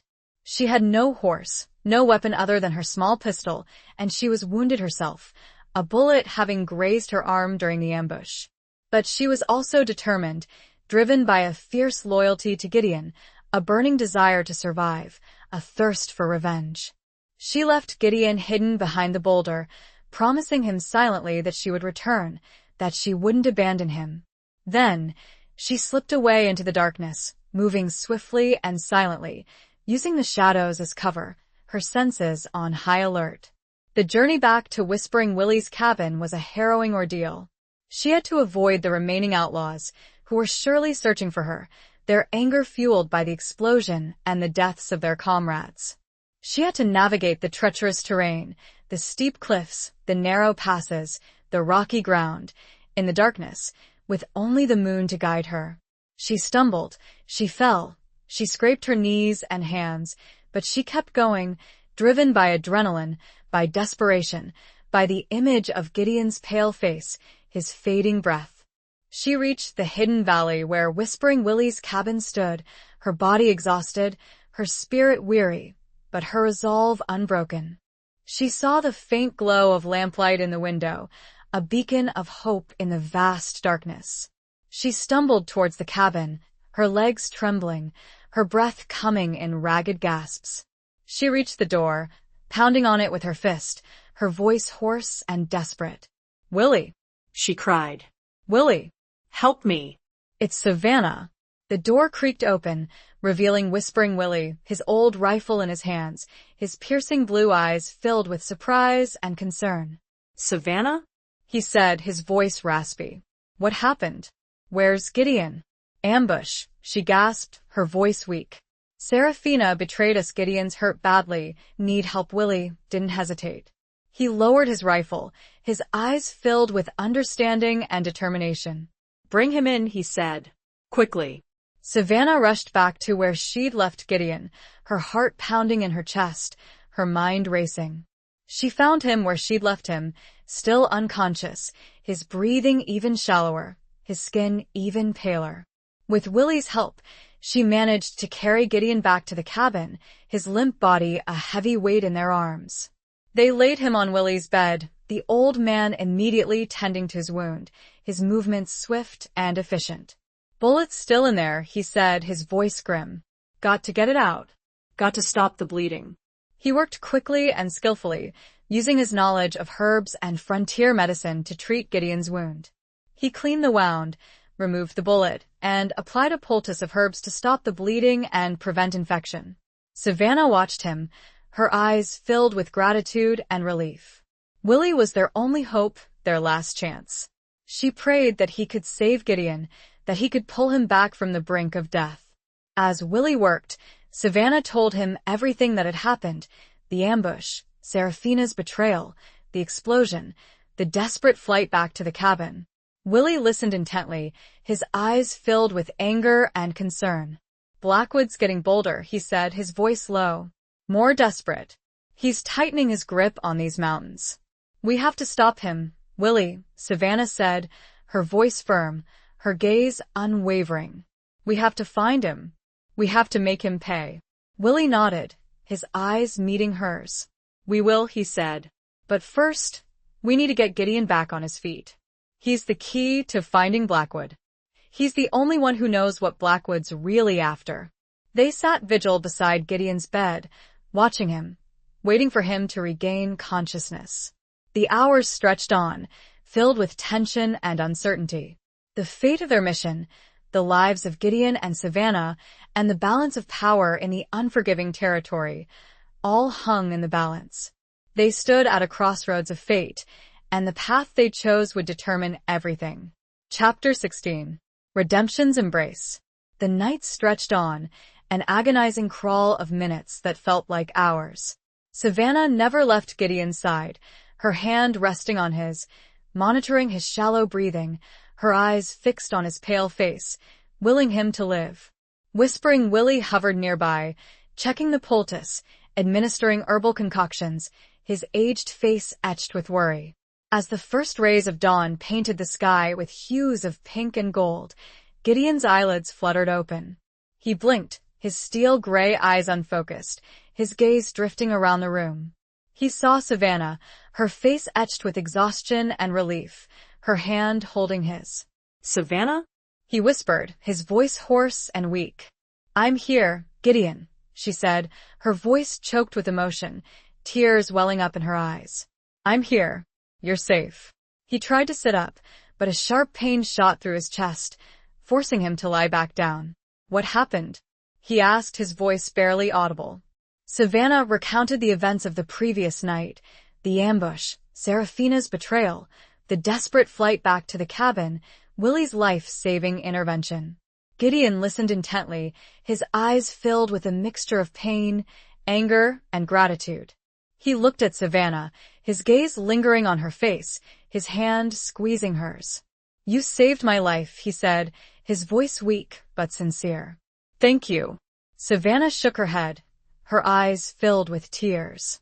"You would have done the same for me," she said. He nodded, his gaze shifting to whispering Willie, who stood nearby, watching them with a knowing smile. "Thank you, Willie," he said. "For everything." Willie nodded, his eyes filled with affection. "Your family, Gideon," he said. "Always have been, always will be." Gideon's eyes flickered with a renewed sense of determination. "We have to stop Blackwood," he said, his voice gaining strength. "We have to find him. We have to finish this." "Rest, Gideon," Savannah said, her voice soothing. "You're still weak. You need to heal." "There's no time," he countered, his eyes fixed on hers. "Blackwood's getting closer. He's planning something big. We have to stop him before it's too late." He struggled to sit up again, this time with Savannah's help. He winced in pain, but he forced himself to sit upright, his back against the headboard, his gaze fixed on the window, where the rising sun was painting the sky with vibrant colors. "Willie," he said, his voice stronger now. "You know these mountains better than anyone. You know Blackwood's likely hiding places. We need your help." Willie nodded, his eyes filled with resolve. "I'll help you," he said. "But it won't be easy. Blackwood's got men everywhere. He's got the whole territory under his thumb." "We'll find a way," Gideon said, his voice firm. We have to. "We owe it to Eliza, to Daniel, to everyone who's suffered at his hands." He looked at Savannah, his steel-gray eyes filled with a newfound intensity. "And we owe it to ourselves," he said. "To find peace. To find redemption." The word redemption hung in the air, a shared goal, a shared hope, a shared promise. They had all been scarred by Blackwood, wounded by his cruelty, driven by a thirst for vengeance. But now, their quest was about more than just revenge. It was about healing, about justice, about finding a way to live in a world that had been shattered by violence and loss.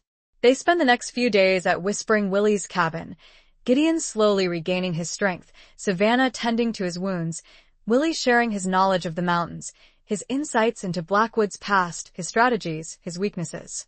They learned that Blackwood's big score was not gold, or jewels, or land, but something far more valuable: information.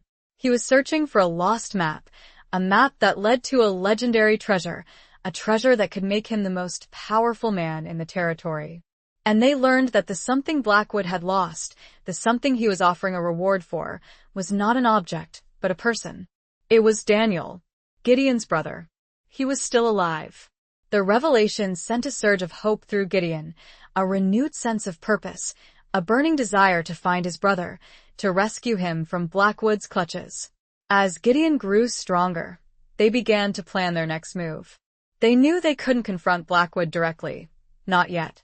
They were outnumbered, outgunned, outmatched. They needed a strategy, a plan that would give them an advantage, a chance to strike at Blackwood without being overwhelmed by his forces. They decided to use Blackwood's own desperation against him. They would spread rumors, false leads, misinformation, to draw him out, to lure him into a trap. They would use the network of contacts Willie had cultivated over the years, the whispers and rumors that circulated through the outlaw towns, to plant their seeds of deception. It was a risky plan, a dangerous gamble, but it was their only hope. They were ready to face Blackwood, to confront their past, to seek their redemption.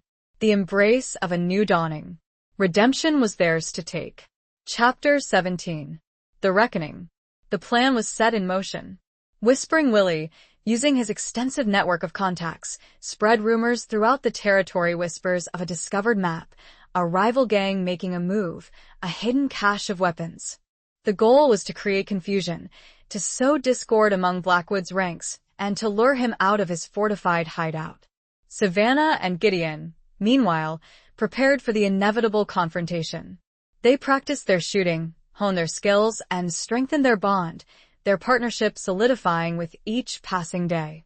Gideon, though still recovering from his wound, was driven by a fierce determination, his focus unwavering, his resolve hardened by the knowledge that his brother was still alive.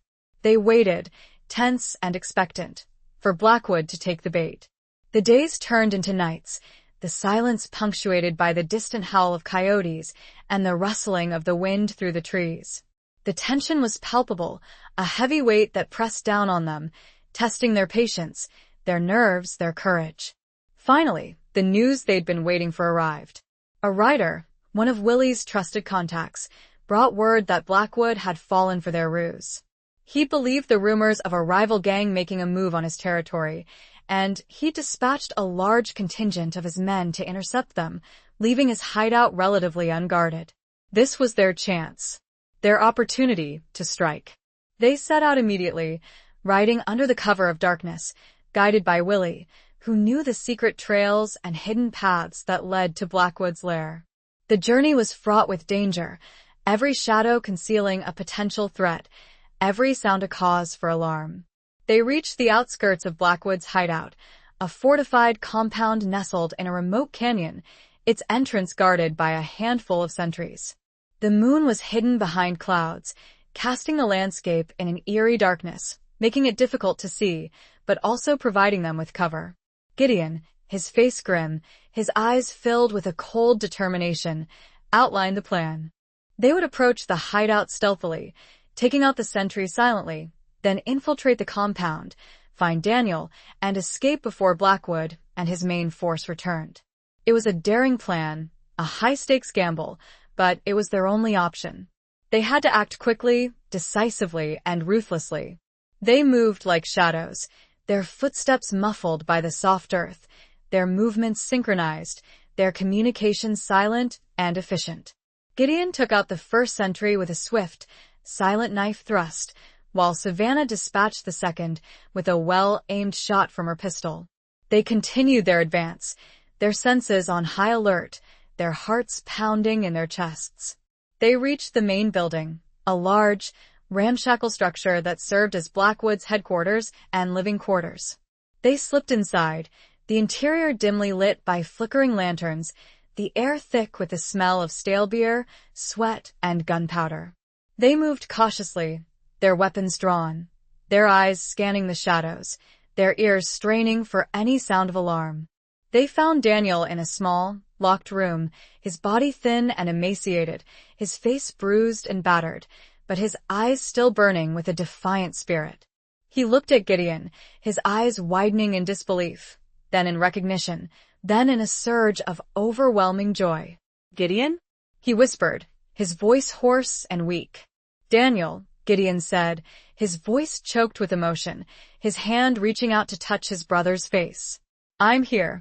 I'm going to get you out of here. They quickly unlocked the door, freeing Daniel from his captivity. He was weak, barely able to stand, but he clung to Gideon, his body trembling with relief and gratitude.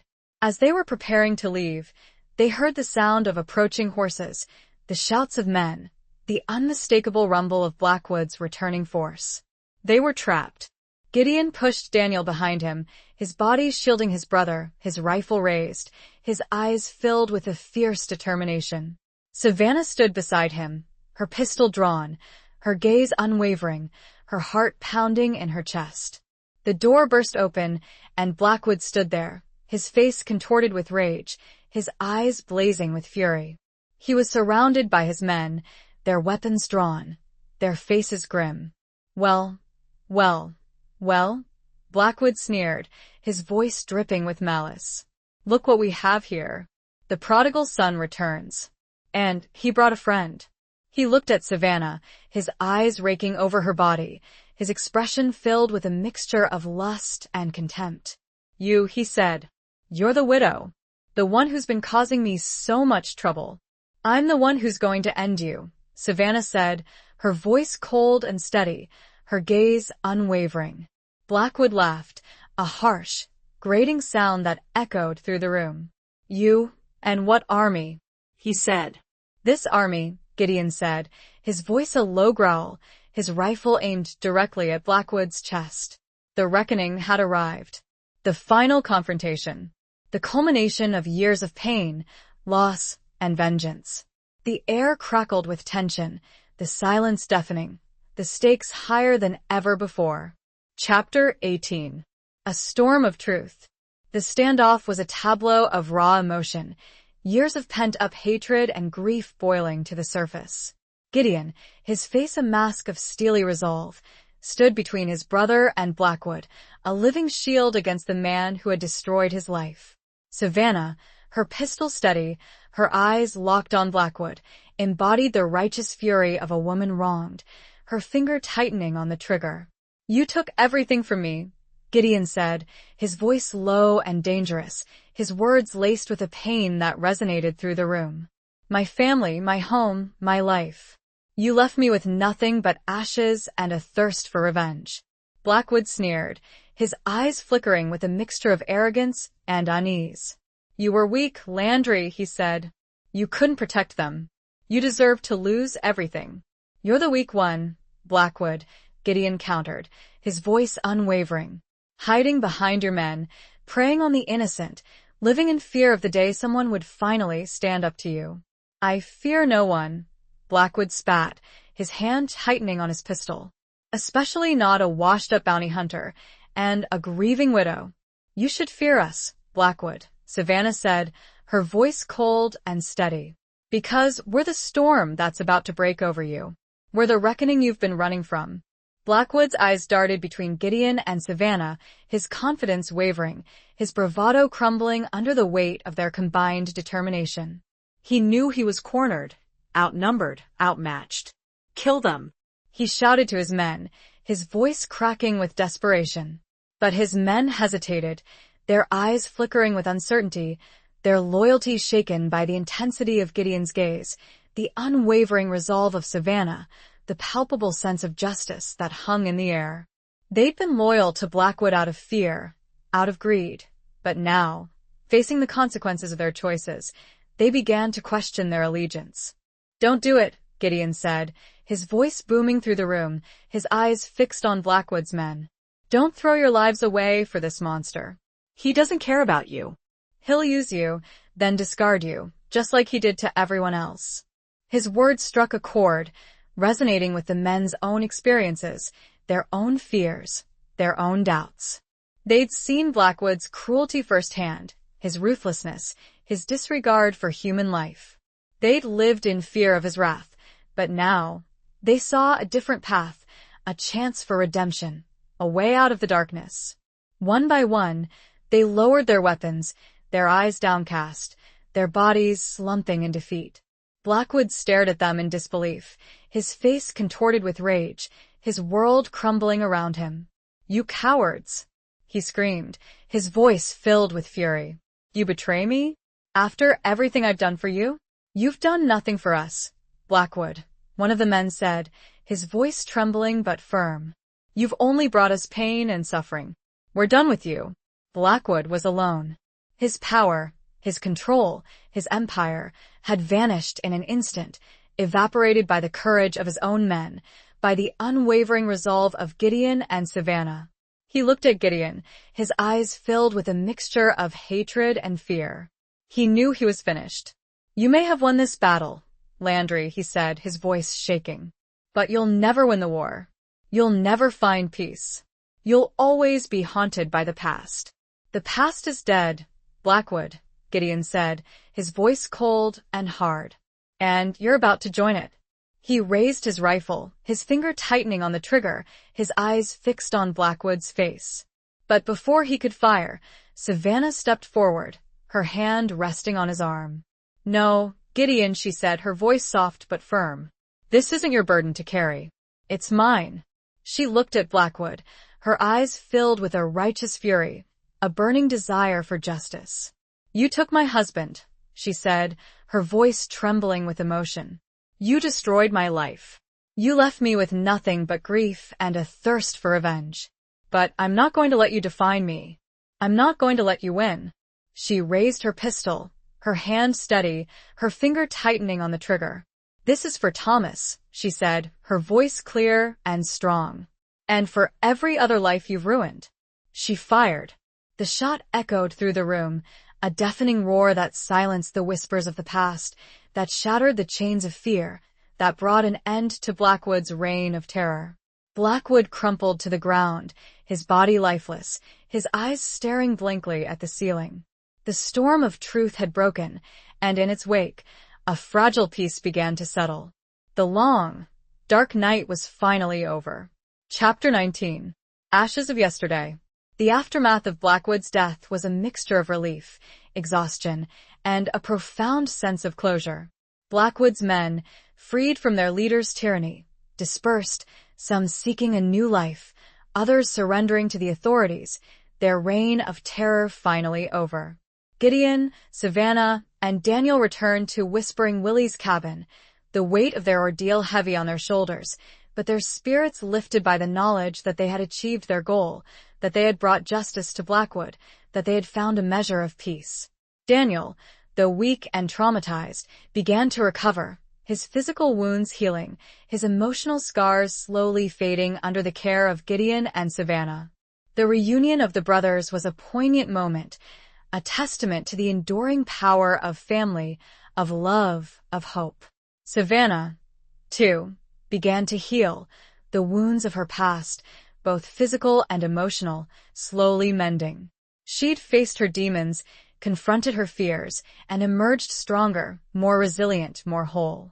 She'd found a purpose, a connection, a love she'd never thought possible.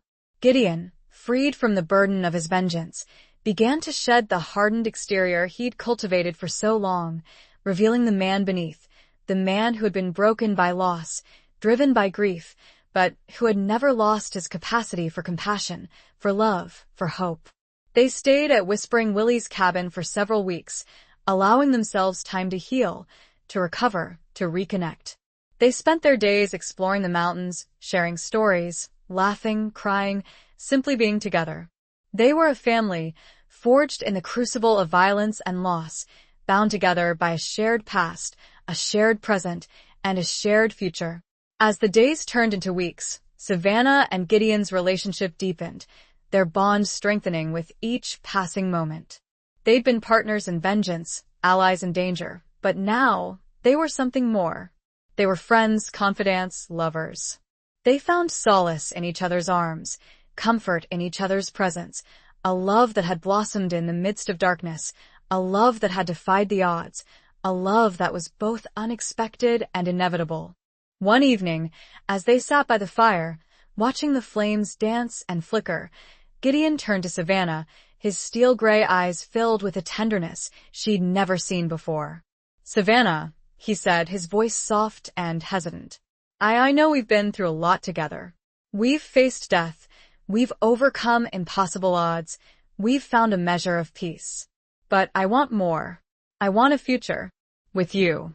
Savannah's heart skipped a beat, her eyes filling with tears. She'd dared to dream of this moment, but she'd never truly believed it would happen. She'd thought she was destined to live a life of solitude, of grief, of regret. But Gideon had changed everything. He'd shown her that it was possible to love again, to hope again, to live again. "I want that too, Gideon," she said, her voice trembling with emotion. "More than anything."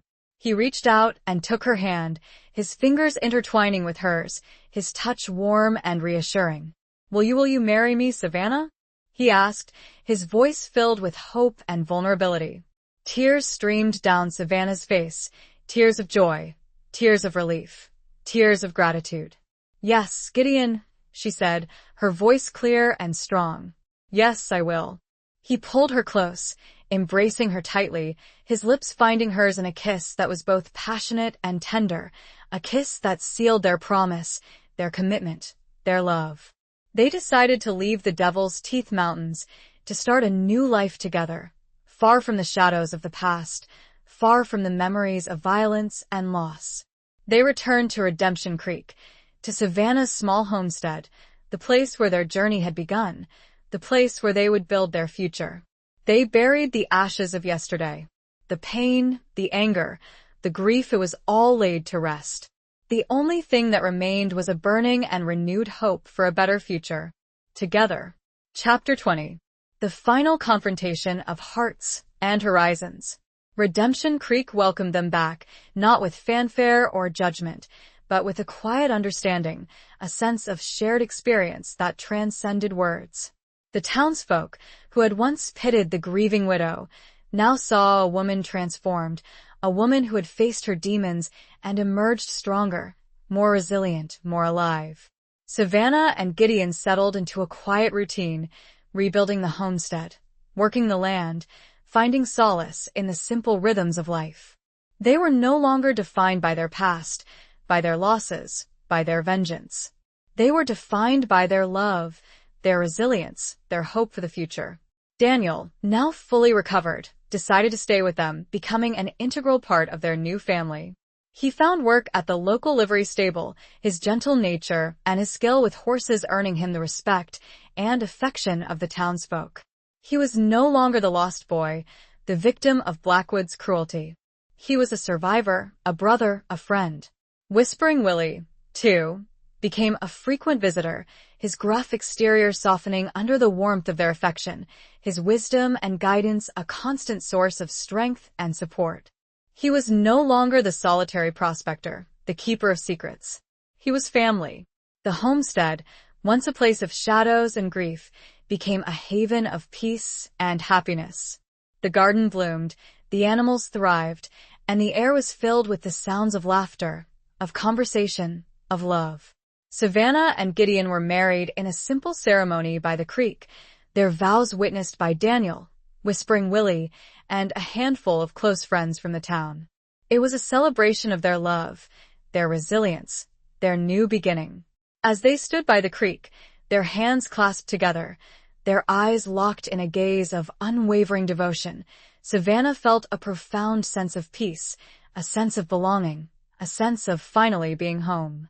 She looked at Gideon, his steel-gray eyes filled with a love that was both fierce and tender, and she knew that she had found everything she'd ever wanted, everything she'd ever needed.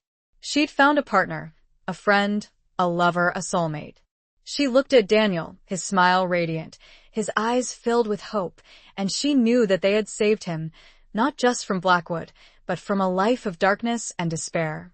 They had given him a family, a future, a reason to live. She looked at Whispering Willie, his weathered face softened by a smile, his eyes filled with pride and affection, and she knew that they had found a connection that transcended blood, a bond that would last a lifetime. She looked at the homestead, the small, weathered cabin, the blooming garden, the peaceful creek, and she knew that they had built something beautiful, something enduring, something that would stand the test of time. The final confrontation had not been with Blackwood, or with any external enemy. It had been with themselves, with their past, with their fears, with their doubts. And they had won.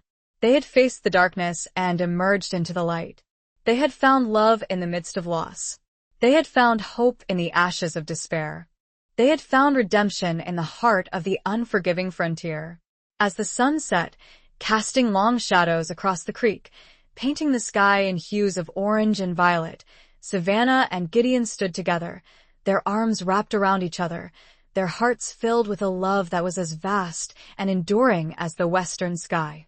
The final confrontation of hearts and horizons had ended, and in its place, a new, brighter chapter had begun. Epilogue. Years passed, flowing like the waters of Redemption Creek, sometimes calm and peaceful, sometimes turbulent and challenging, but always moving forward, always carrying them towards the future. Savannah and Gideon built a life together, a life filled with love, laughter, and the simple joys of everyday existence. They raised a family, their children growing up strong and resilient, surrounded by the beauty of the frontier, instilled with the values of courage, compassion, and integrity. Daniel married a local woman, a kind and gentle soul who helped him heal the remaining scars of his past. They had children of their own, creating a close-knit family that gathered often at the homestead, filling the air with the sounds of laughter and the warmth of shared love. Whispering Willie lived to a ripe old age, his stories and wisdom becoming a cherished part of the family's legacy. He passed away peacefully in his sleep, surrounded by the people he loved, his spirit finally finding rest in the mountains he had roamed for so long. The homestead became a place of refuge, a sanctuary for those seeking peace, healing, and a sense of belonging. Savannah and Gideon welcomed travelers, outcasts, and anyone in need, offering them food, shelter, and a listening ear. They became known throughout the territory for their kindness, their generosity, and their unwavering commitment to justice. The legend of the widow and the bounty hunter, the woman who had sought revenge and the man who had sought redemption, faded into the mists of time, becoming a story told around campfires, a tale of courage, resilience, and the enduring power of love. But the truth of their story lived on, not in legends or whispers, but in the lives they touched, in the family they created, in the legacy they left behind. One evening, as Savannah and Gideon sat on the porch, watching the sunset paint the sky in vibrant hues of orange and purple, they looked at each other, their eyes filled with a love that had only deepened with time. They had weathered many storms, faced many challenges, overcome many obstacles. They had found love in the midst of loss, hope in the ashes of despair, redemption in the heart of the unforgiving frontier. They had built a life together, a life that was rich in love, in family, in purpose. They had found their happily ever after, not in a fairy tale, but in the reality of their own making. Savannah reached out and took Gideon's hand, her fingers intertwining with his, their touch still sending a spark of warmth through her soul. "We did it, Gideon," she said, her voice soft and filled with gratitude. "We found our way home." He smiled, his steel-gray eyes filled with a love that was as vast and enduring as the western sky. "Yes, Savannah," he said. We did. And as the stars began to appear, twinkling like distant diamonds in the vast expanse of the night, they sat together in silence, their hearts filled with a peace that surpassed all understanding, a love that would last an eternity.